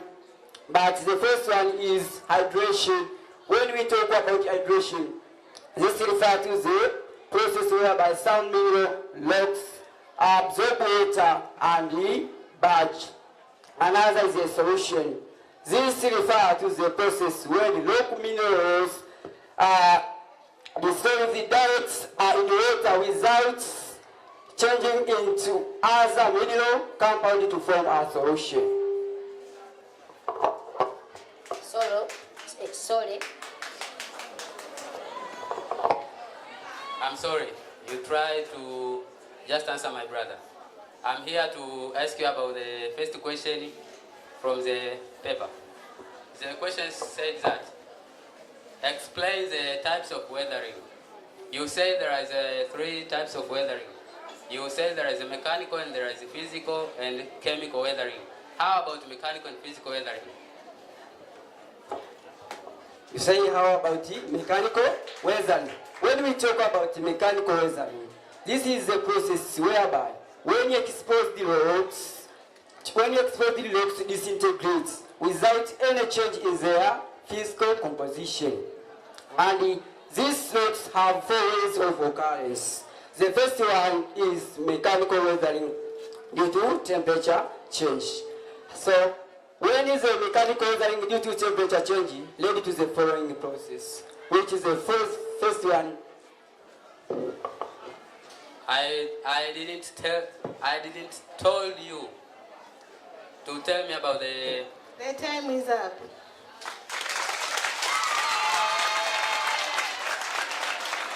Thank you very much, and that is the last question. So, it makes us to the end of this, to the pause of this session, to wait for judges to make their final verdict. As per now, I welcome the Phinu. Yes, we are done. Okay. Nani anaondoka na kinyago?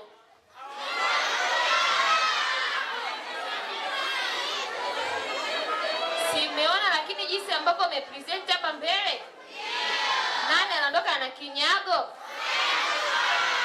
Hasa yote tuachie majaji wakiwa bado wanahesabu kura. Nani ambaye ataondoka na kinyago? Na shule gani ambayo itaondoka na kitite hicho hapo cha zawadi hapo mbele? Lakini niwakumbushe tu kuna zawadi pia za mtu mmoja mmoja. Ukiachana na zawadi ya shule nzima, lakini pia kuna zawadi ya mtu mmoja mmoja. Kuna zawadi ya mwanafunzi msafi kuliko wote. Kuna zawadi ya mwanafunzi mwenye nidhamu. Kuna zawadi ya mwanafunzi aliyetumia lugha kwa ufasaha. Tumeona hapa Kiingereza kilivyo chapwa Sasa yule mwanafunzi ambaye ametumia Kiingereza tukaona kabisa hichi ni Kingeri, ana zawadi yake. Lakini pia mwanafunzi mwenye uwezo wa kujibu hoja kwa kujiamini. Tumeona hapa majibizano kati ya shule hizi mbili. Mwanafunzi gani ambaye amejibu hoja kwa upinzani, yani kwa harakati, basi tunawaachia majaji. Lakini pia mwanafunzi mwenye uwezo wa kujielezea hoja yake ambayo anatoa au swali ambalo ameulizwa, alipokuwa anajibu jinsi ambavyo alikuwa anajielezea, basi maksi zake zote ziko hapa mezani. Nikabidhi maiki kwa chief jaji aweze kuongea na aweze kutoa matokeo, nini ambacho tumekipanda na nini ambacho tunafanyaje.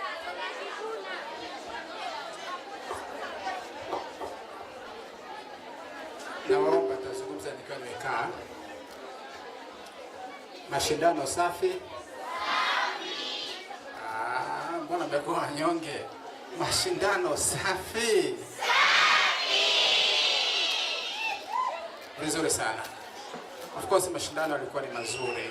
Shule zote mbili, Semula sekondari pamoja na Liamba sekondari wenyeji, wote kwa pamoja nimefanya vizuri sana. Nimeshiriki midahalo mbalimbali, lakini midahalo ya leo ulichangamka.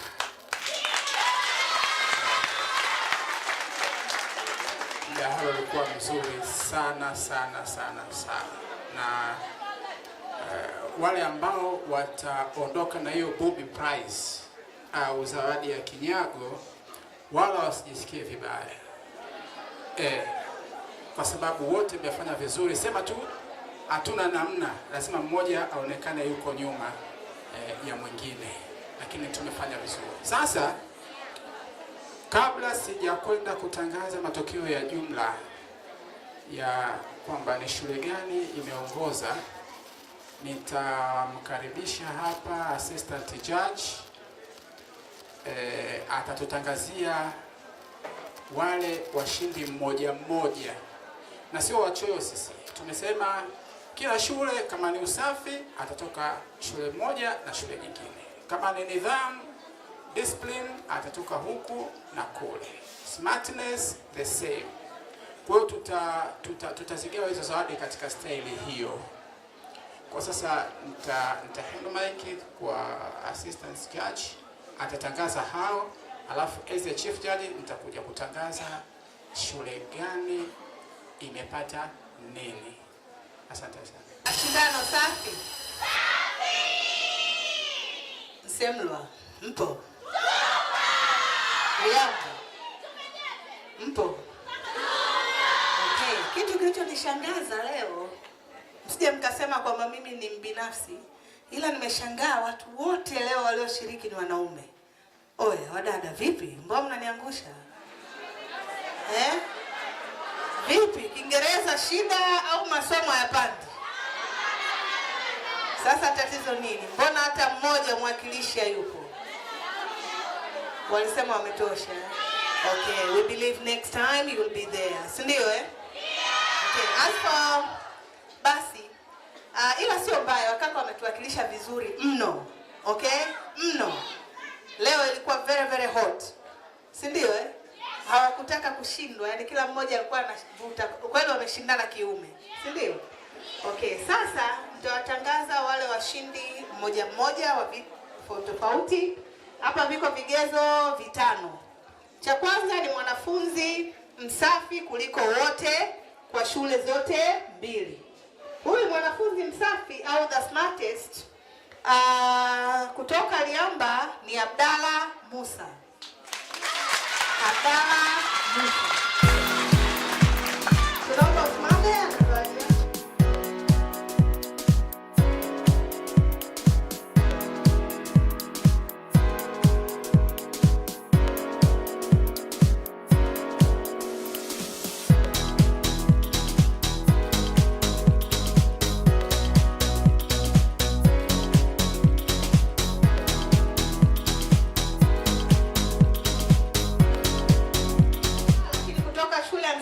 Tunayepita jimbo.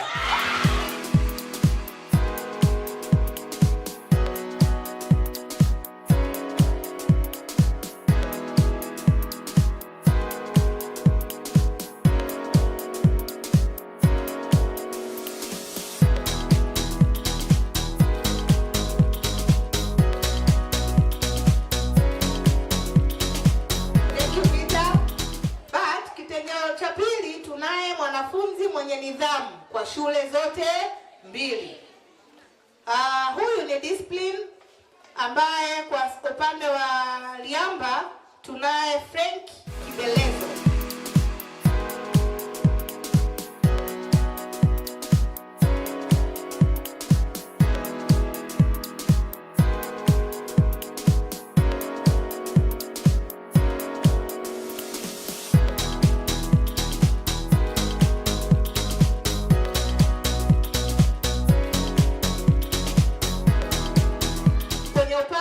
Upande wa pili walisemlwa Iseti Sauli.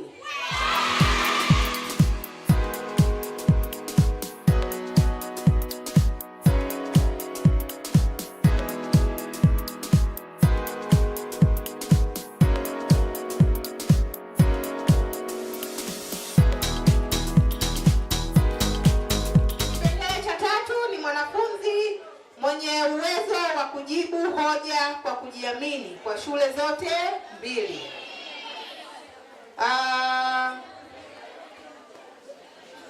capacity. Kwa upande wa Liamba tunaye Linus Kanyika. Linus Kanyika.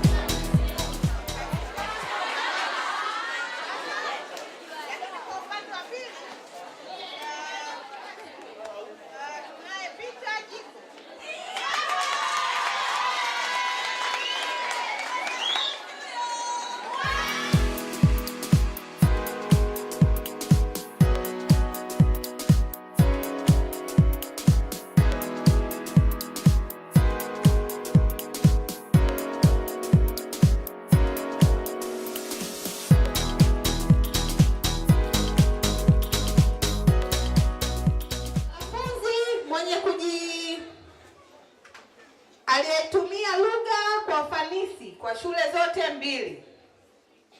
Language. Proper use of language. Kwa upande wa Liamba tunaye Linus Kanyika.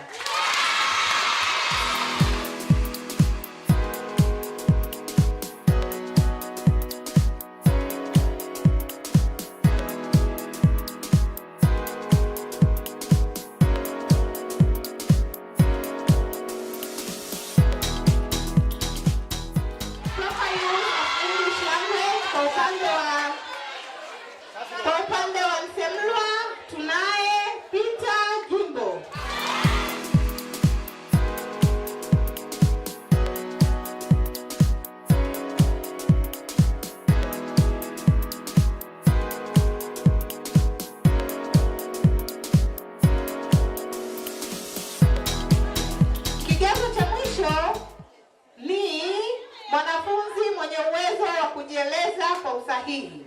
Confidence. Hapa kwa upande wa Liamba tunaye Linus Kanyika.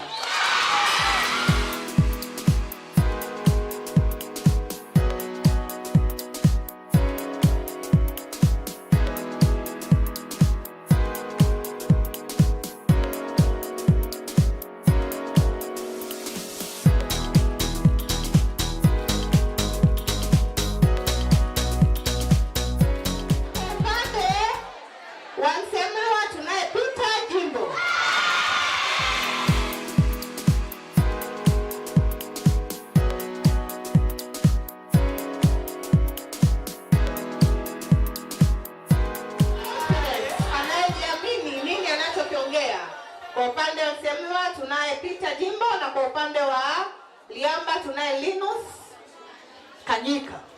Thank you very much kwa kufikia hapo. Mimi leo nimefikia mwisho wangu. Nakabidhi mic kwa Chief Judge ili aweze kutoa the final verdict ya leo. Thank you very much.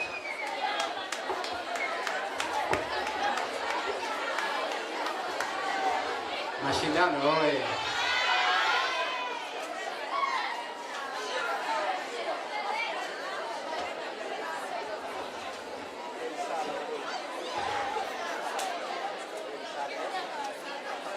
Time now to announce the winner of this competition.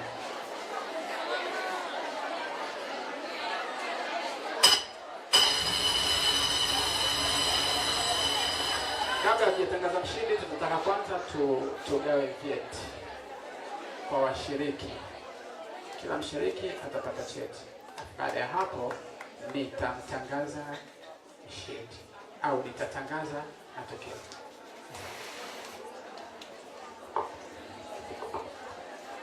Okay, sasa ni kile kipengele ambacho kitawatambua wale washiriki wote kama jinsi ifuatavyo. Nitakuwa naita shule moja. Kwanza tutaanza na shule ambayo imetualika hapa leo, shule ya Liamba Sekondari, na mtu wa kwanza atakayewakilisha atakuwa ni Hakimi Alphonse. Atakayefuatia ni Frank Kibelezo. Atakayefuatia ni Linus Kanyika. Atakayefuatia ni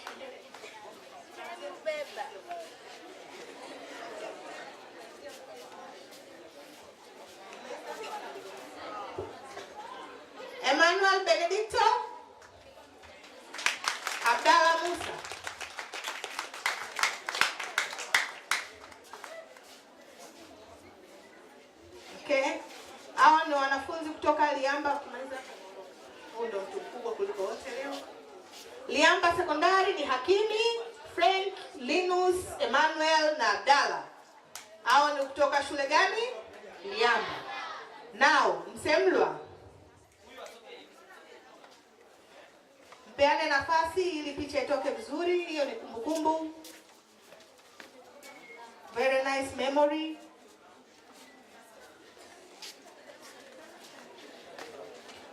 Okay.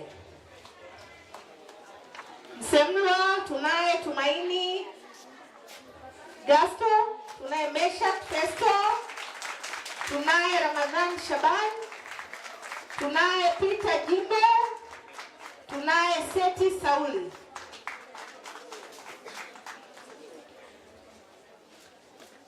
Hao ndio washiriki kutoka shule ya Msemlwa Sekondari, ambaye ni Tumaini, Meshak, Ramadhan, Peter and Seti.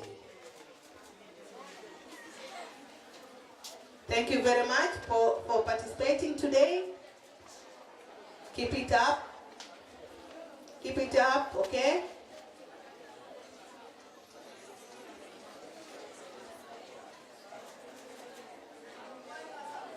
Congratulations to you all participants. Okay, sasa tunaenda kile kipengele chetu tulichokuwa tukisubiri.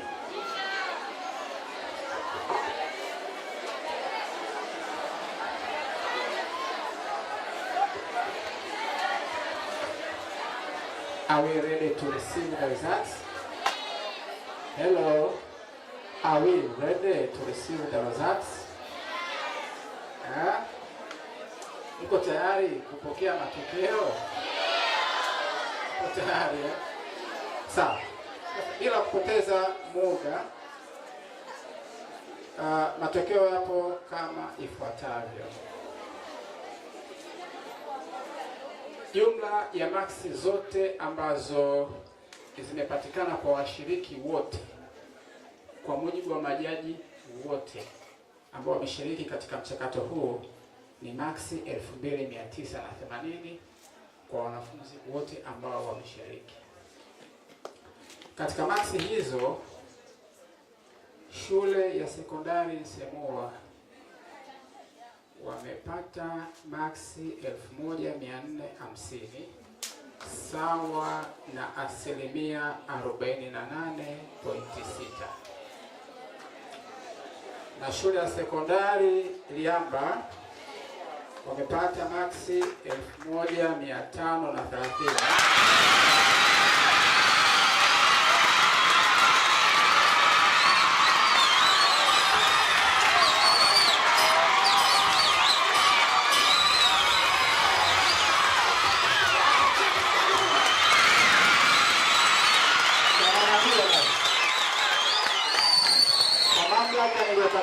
kama chief judge, ninaitangaza rasmi shule ya sekondari Liamba kuwa ndio washindi wetu wa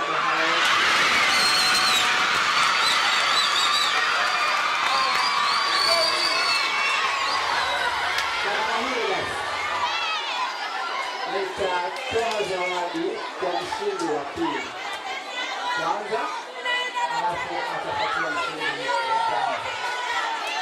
Kwa washindi wa pili tafadhali, mwalimu anayewakilisha Msemlwa Sekondari hadi hapa kwa ajili ya kuchukua zawadi.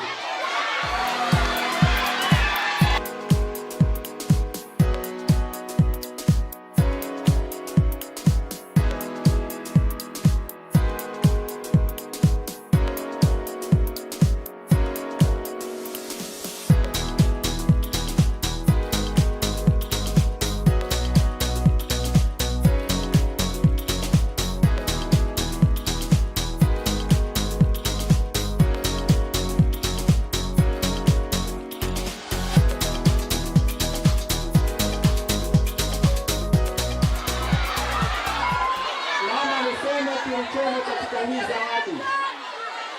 Hii zawadi si ya kukatisha tamaa. Ukisikia neno lako ndio utajua kwamba si ya kukatisha nini? Tamaa. Sikiliza neno lako. Phinu Showdawn. Defeated but don't give up. Defeated but don't give up. Umeshindwa lakini usikate nini? Try again and come back stronger. Jaribu tena na rejea ukiwa imara zaidi. All together. Yes. Tutawakaribisha kipindi kingine tena.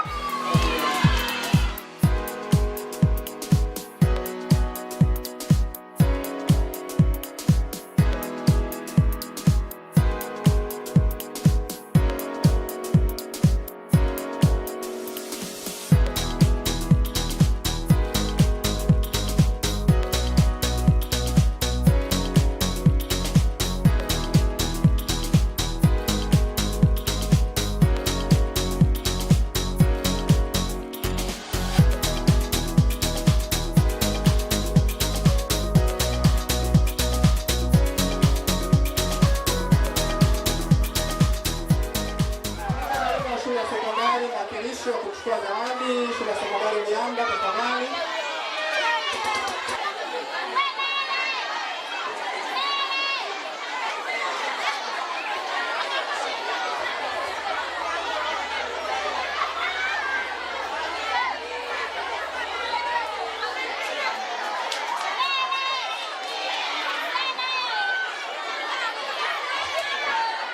Zawadi hizi ambazo nazikabidhi hapa leo zimetolewa kwa hisani ya benki ya TCB. Ndio wametupa hizi zawadi.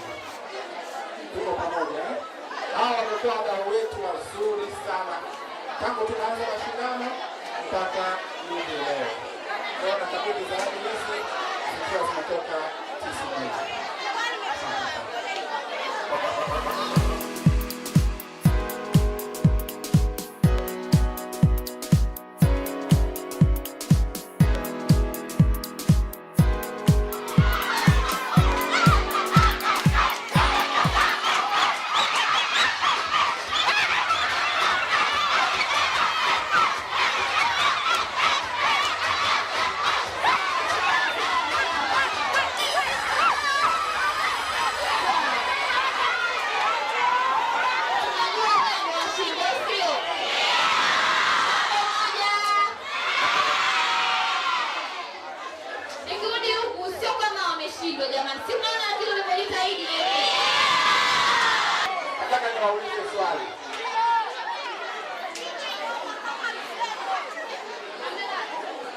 Muda mfupi uliopita nimetoka kugawa zawadi.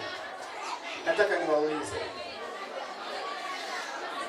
Mnaifahamu Kazuri Enterprises? Hawajui ya?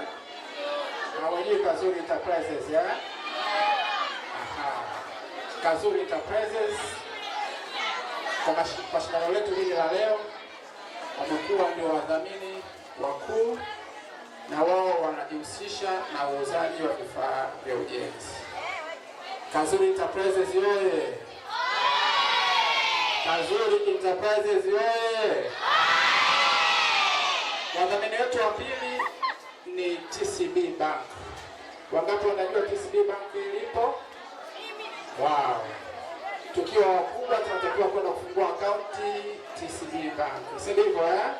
Lakini tunawashauri pia wazazi wetu wakitaka kuweka fedha zao sehemu salama basi waende Tanzania Commercial Bank, TCB Bank. Tunaelewana vizuri? Sasa basi nataka niwashukuru kwa ushirikiano mzuri mliotuonesha. Mmeonyesha nidhamu ya hali ya juu na kwa hakika mmefanya mdahalo ulio bora zaidi. Kwa hiyo nawashukuruni sana timu ya maandalizi, walimu wa shule zote mbili, waandaaji pamoja na wadau wote ambao wameshiriki bega kwa bega na Phinu Media pamoja na Sr.Poul Education Centers. Wangapi wanajua Sr.Poul Education Centers? Mnaifahamu eh? Basi wote kwa pamoja tunawashukuruni sana sana sana. Karibuni tena wakati mwingine. Sawa, mtazamaji wa Phinu Media, kama nilivyokujuza hapo awali kwamba siku ya leo tulikuwa na mashindano katika shule mbili kati ya Nsemulo Sekondari pamoja na Liamba Sekondari, na tumeweza kuona matokeo yameweza kutoka. Tumeweza kuona shule moja imepoteza lakini shule nyingine imeweza kupata, lakini pia tumeweza kuona jinsi ambavyo mchuano ulikuwa mkali wakati wa kujibu maswali na majibizano kati ya wanafunzi kati ya shule moja na shule nyingine, lakini pia tumeweza kuona ubusara tu wa majaji walivyoweza kufanya na jinsi ambavyo walivyoweza kukusanya pointi kutokana na mchuano huo mkali katika shule hizi mbili. Lakini hapa nipo na moja kati ya shule ambayo iliweza kushiriki, si nyingine ni Nsemulo Sekondari, lakini pia nipo na mwalimu wao hapa pembeni ambaye anawakilisha shule hii. Yeye atasema jinsi ambavyo shule yao imeweza kupoteza. Je, umepokeaje kupoteza huku? Asante sana, nashukuru. Kwanza tunasema asante kwa Phinu Media kwa kuanzisha shindano safi sana ambalo limekusudia kuinua taaluma hapa katika manispaa ya Mpanda. Kwa hiyo kwetu sisi tumepokea katika positive way sana, kwa sababu lengo kubwa ni kuhakikisha kwamba taaluma inasonga mbele. Na mara nyingi sana mimi nawaambiaga wanafunzi kwamba kitu ambacho kimewaleta shuleni ni taaluma. Kwa hiyo kwa sababu amegusa kitengo cha taaluma, hakika kwangu mimi amenifanya nifurahi sana. Na katika hali ya mashindano jinsi ambavyo imeenda, tunashukuru kwa sababu wanafunzi wamepata nafasi ya kuweza kushirikiana na wenzao. Pamoja na hayo, wamepata nafasi ya kujifunza kwamba kitu gani ambacho wanapaswa wafanye kwa ajili ya kuinua taaluma zao. Unahisi ni kitu gani ambacho kilikosekana shuleni kwenu mpaka kupoteza kwa pointi kadhaa? Hakuna kilichokosekana kwa sababu hakuna aliyeshindwa, isipokuwa wametuzidi kidogo point. Kwa hiyo wote tumeshinda. Unatoa neno gani kwa wadau na wale wote ambao wanasapoti tukio hili la kielimu? Kwa kweli kwanza nawapongeza sana wadau wote ambao wanasapoti jambo zuri hili la kuhakikisha kwamba taaluma inasonga mbele. Nitoe wito pia kwa wadau wengine wote ambao wanaweza wakaungana na ndugu yetu Phinu Media pamoja na wale wote wadau ambao wamesapoti zawadi kadha wa kadha ambazo tumeziona hapa, washikamane nao ili kusudi kwamba tuhakikishe kwamba na mkoa wetu pia, tukianza na manispaa yetu ya Mpanda pamoja na mkoa kwa ujumla, taaluma inasonga mbele. Kinyago hichi ambacho mmeweza kukipokea siku ya leo, je, kitakuwa kinawakumbusha nini katika siku za mbele za elimu katika shuleni kwenu? Hiki ni kumbukizi moja ambayo inatufanya kila siku tuongeze bidii, kwamba kuna wakati tumewahi kushiriki na tutaendelea kushiriki. Hivyo kinavyotuonesha hivi kwamba tuna nafasi kubwa ya kuvuta soksi zetu kupambana kuhakikisha kwamba Nsemulo Sekondari katika taaluma pia inakuwa miongoni mwa shule bora hapa mjini na Tanzania kwa ujumla. Hapa nipo pia na mwanafunzi mmoja kati ya wanafunzi ambaye ameweza kupata zawadi nyingi sana kutokea katika shule ya Nsemulo Sekondari. Hebu tumsikie kwa upande wake, kwa sababu yeye ni mmoja kati ya wanafunzi ambaye amepata zawadi nyingi sana katika categories zile ambazo majaji waliweza kuzitaja. Najisikia vizuri kwa sababu hii ni nafasi nzuri sana ambayo sijawahi kuipata. Unahisi ni pointi gani mmezipoteza mpaka kuhakikisha mkashuka kidogo, mkapitwa pointi na shule nyingine? Hamna point tuliopoteza, lakini imetokea tu kama mistake because ni wenyeji. Ni wenyeji ndio nao kama wamechukua point? Ndio. Sio majaji wamefanya haki? Hapana. Majaji hawajafanya haki? Ndio. Kwa kweli? Ndio, lakini sio mbaya. Sio mbaya. Sawa, lakini bwana, mimi naona kama majaji wameweza kusimama katika nafasi yao, lakini pia kuna reason nyingi ambazo waliweza kuzitoa kwamba tunaipa shule hii ushindi kwa sababu hii na tunaipa shule hii kinyago kwa sababu hii, lakini pia aliweza kuelezea vizuri kabisa kwamba shule ambayo inapokea kinyago sio kwamba wameshindwa ama wameanguka, hapana, bali tu mwisho wa siku lazima mshindi awe mmoja. Hii ni shule ambayo ni Nsemulo ambayo iliweza kupokea kinyago. Hebu tupate nafasi ya kuongea na shule ambayo imeweza kupokea zawadi nyingi kupitia hapa Phinu Media. Endelea kuwa nami. Na hapa nipo na moja kati ya shule ambayo imeweza kushinda na kuibuka kidedea katika shindano hili la siku ya leo kupitia hapa Phinu Academic Showdawn. Na hapa nipo na mwalimu, lakini pia nipo na wanafunzi baadhi ambao wameweza kupata zawadi, na wao tutaweza kuwasikiliza kwa namna moja ama nyingine. Wameupokeaje ushindi siku ya leo? Habari mwalimu? Salama. Umeupokeaje ushindi siku ya leo? Kwa furaha sana. Unaelezea nini? Mimi nimefurahi ushindi wa leo. Umenipa hamasa mimi pamoja na wanafunzi wangu kwamba imenipa moyo kile ambacho nakifundisha kumbe kinafika vizuri. Lakini pia unatoa neno gani kwa wanafunzi wote walioshiriki na wale wote ambao walikuwa kwa ajili ya kuwapa support wenzao kuhakikisha wanapata ushindi wa siku ya leo? Mimi neno langu la kwanza nawashukuru, lakini pili nawaambie tu hakuna kitu ambacho hakiwezekani. Kila kitu kinawezekana. Na mara nyingi wanawaambia waniamini. Kile ninachowafundisha wakiamini, wakishike vizuri, na ndicho ambacho wamenionyesha leo. Nawafundisha, wananisikiliza vizuri, wananielewa, wamekuja kudeliver siku ya leo. Nawashukuru sana. Unahisi ni sehemu gani ambapo mliweza mkapanda ngazi mpaka kuwapita wenzenu point? Mnahisi ni sehemu gani ambapo mliweza kuwatikisa wenzenu? Nadhani sisi tulikuwa tuna uwezo wa wanafunzi wangu wana uwezo wa kusoma maswali ya wapinzani, kuyafikiria, kwa sababu ni kitu ambacho niliwaelekeza. Unapoulizwa au unaposomewa swali, sikiliza vizuri ili uweze kujibu. Kwa nadhani walikuwa wanasikiliza vizuri maswali, wanajibu vizuri, lakini hata pia wao walikuwa na uwezo mkubwa wa kusikiliza maswali ya wapinzani na kuyasoma vizuri. Baadaye wanakuja kuwauliza pia maswali kulingana na kile ambacho wamepresent wale wapinzani wao. Lakini pia kuna wadau ambao waliweza kushiriki kwa namna moja ama nyingine kuhakikisha kwamba wanawasupport wanafunzi wasiweze kupata shida, wameweza kupata elimu, madaftari pamoja na baadhi ya vitu ambavyo vitawasaidia katika masomo yao. Unatoa neno gani kwa wadau wote wa elimu? Mimi ni washukuru kwa sababu ukija kwenye upande wa dini tunasema imani bila matendo ni sawa na hamna kitu. Kwa hata katika swala zima la elimu bila vitendea kazi, na tunapozungumzia vitendea kazi tunamaanisha madaftari, hizo elimu, karatasi kwa ajili ya mitihani, tunazungumzia kalamu pamoja na vitu vingine. Kwa wale ambao wametushika mkono kuhakikisha kwamba ili gurudumu linaenda, sisi tunawashukuru sana. Mwenyezi Mungu awabariki. Sawa, pembeni yangu hapa niko na moja kati ya mshindi ambaye aliweza kupata zawadi nyingi sana na kuwakilisha vyema katika shule yao, shule ya Liamba, si ndio Wewe kwa majina unaitwa nani? Kwa majina naitwa Linus Kanyika Majira. Wewe ni kidato cha ngapi? Mimi ni kidato cha 3A. Unahisi ni kitu gani ambacho leo kimeweza kukupa ushindi ukapata nafasi ya kupata zawadi nyingi kuliko wengine? Kwanza niseme ni confidence niliyokuwa nayo pale ninapoulizwa swali na wapinzani. Niliweza kulielewa swali na kuweza kulijibu swali kwa umakini, na kutambua kwamba endapo nitaweza kuuliza swali kutoka kwa sehemu ya upinzani niweze kulijibu kwa jinsi inavyotakiwa. Unaweza kutoa siri kidogo kwamba ni namna gani ambavyo ulikuwa umejipanga kwa ajili ya tukio la siku ya leo? Siri sio kwamba siri ni nini, siri ni kwamba ni kile mwalimu nilichomsikiliza darasani nilichokuwa ananifundisha, kile nilichokizingatia na ndio nilichokuja kukionyesha katika tukio hili la leo.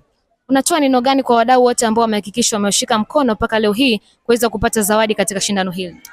Mimi kwanza nitoe shukrani kwao kwa mashindano haya, kwa sababu yanatupa motivate sisi wanafunzi kama wanafunzi tuweze kujisomea kama binafsi ili tuweze kufikia malengo yetu. Hivyo nasema asante sana kwa shirika hili linalotuamini na kutunga mkono mpaka sisi wanafunzi tunaweza kutupa hamasa ya kujisomea kama sisi binafsi.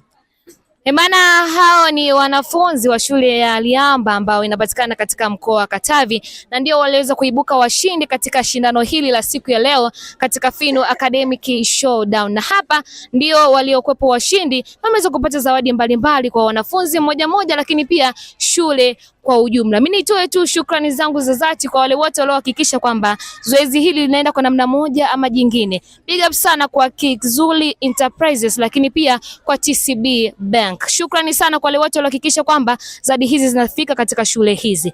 Bana, kwa niaba ya wote walioshiriki, hebu sema oyo!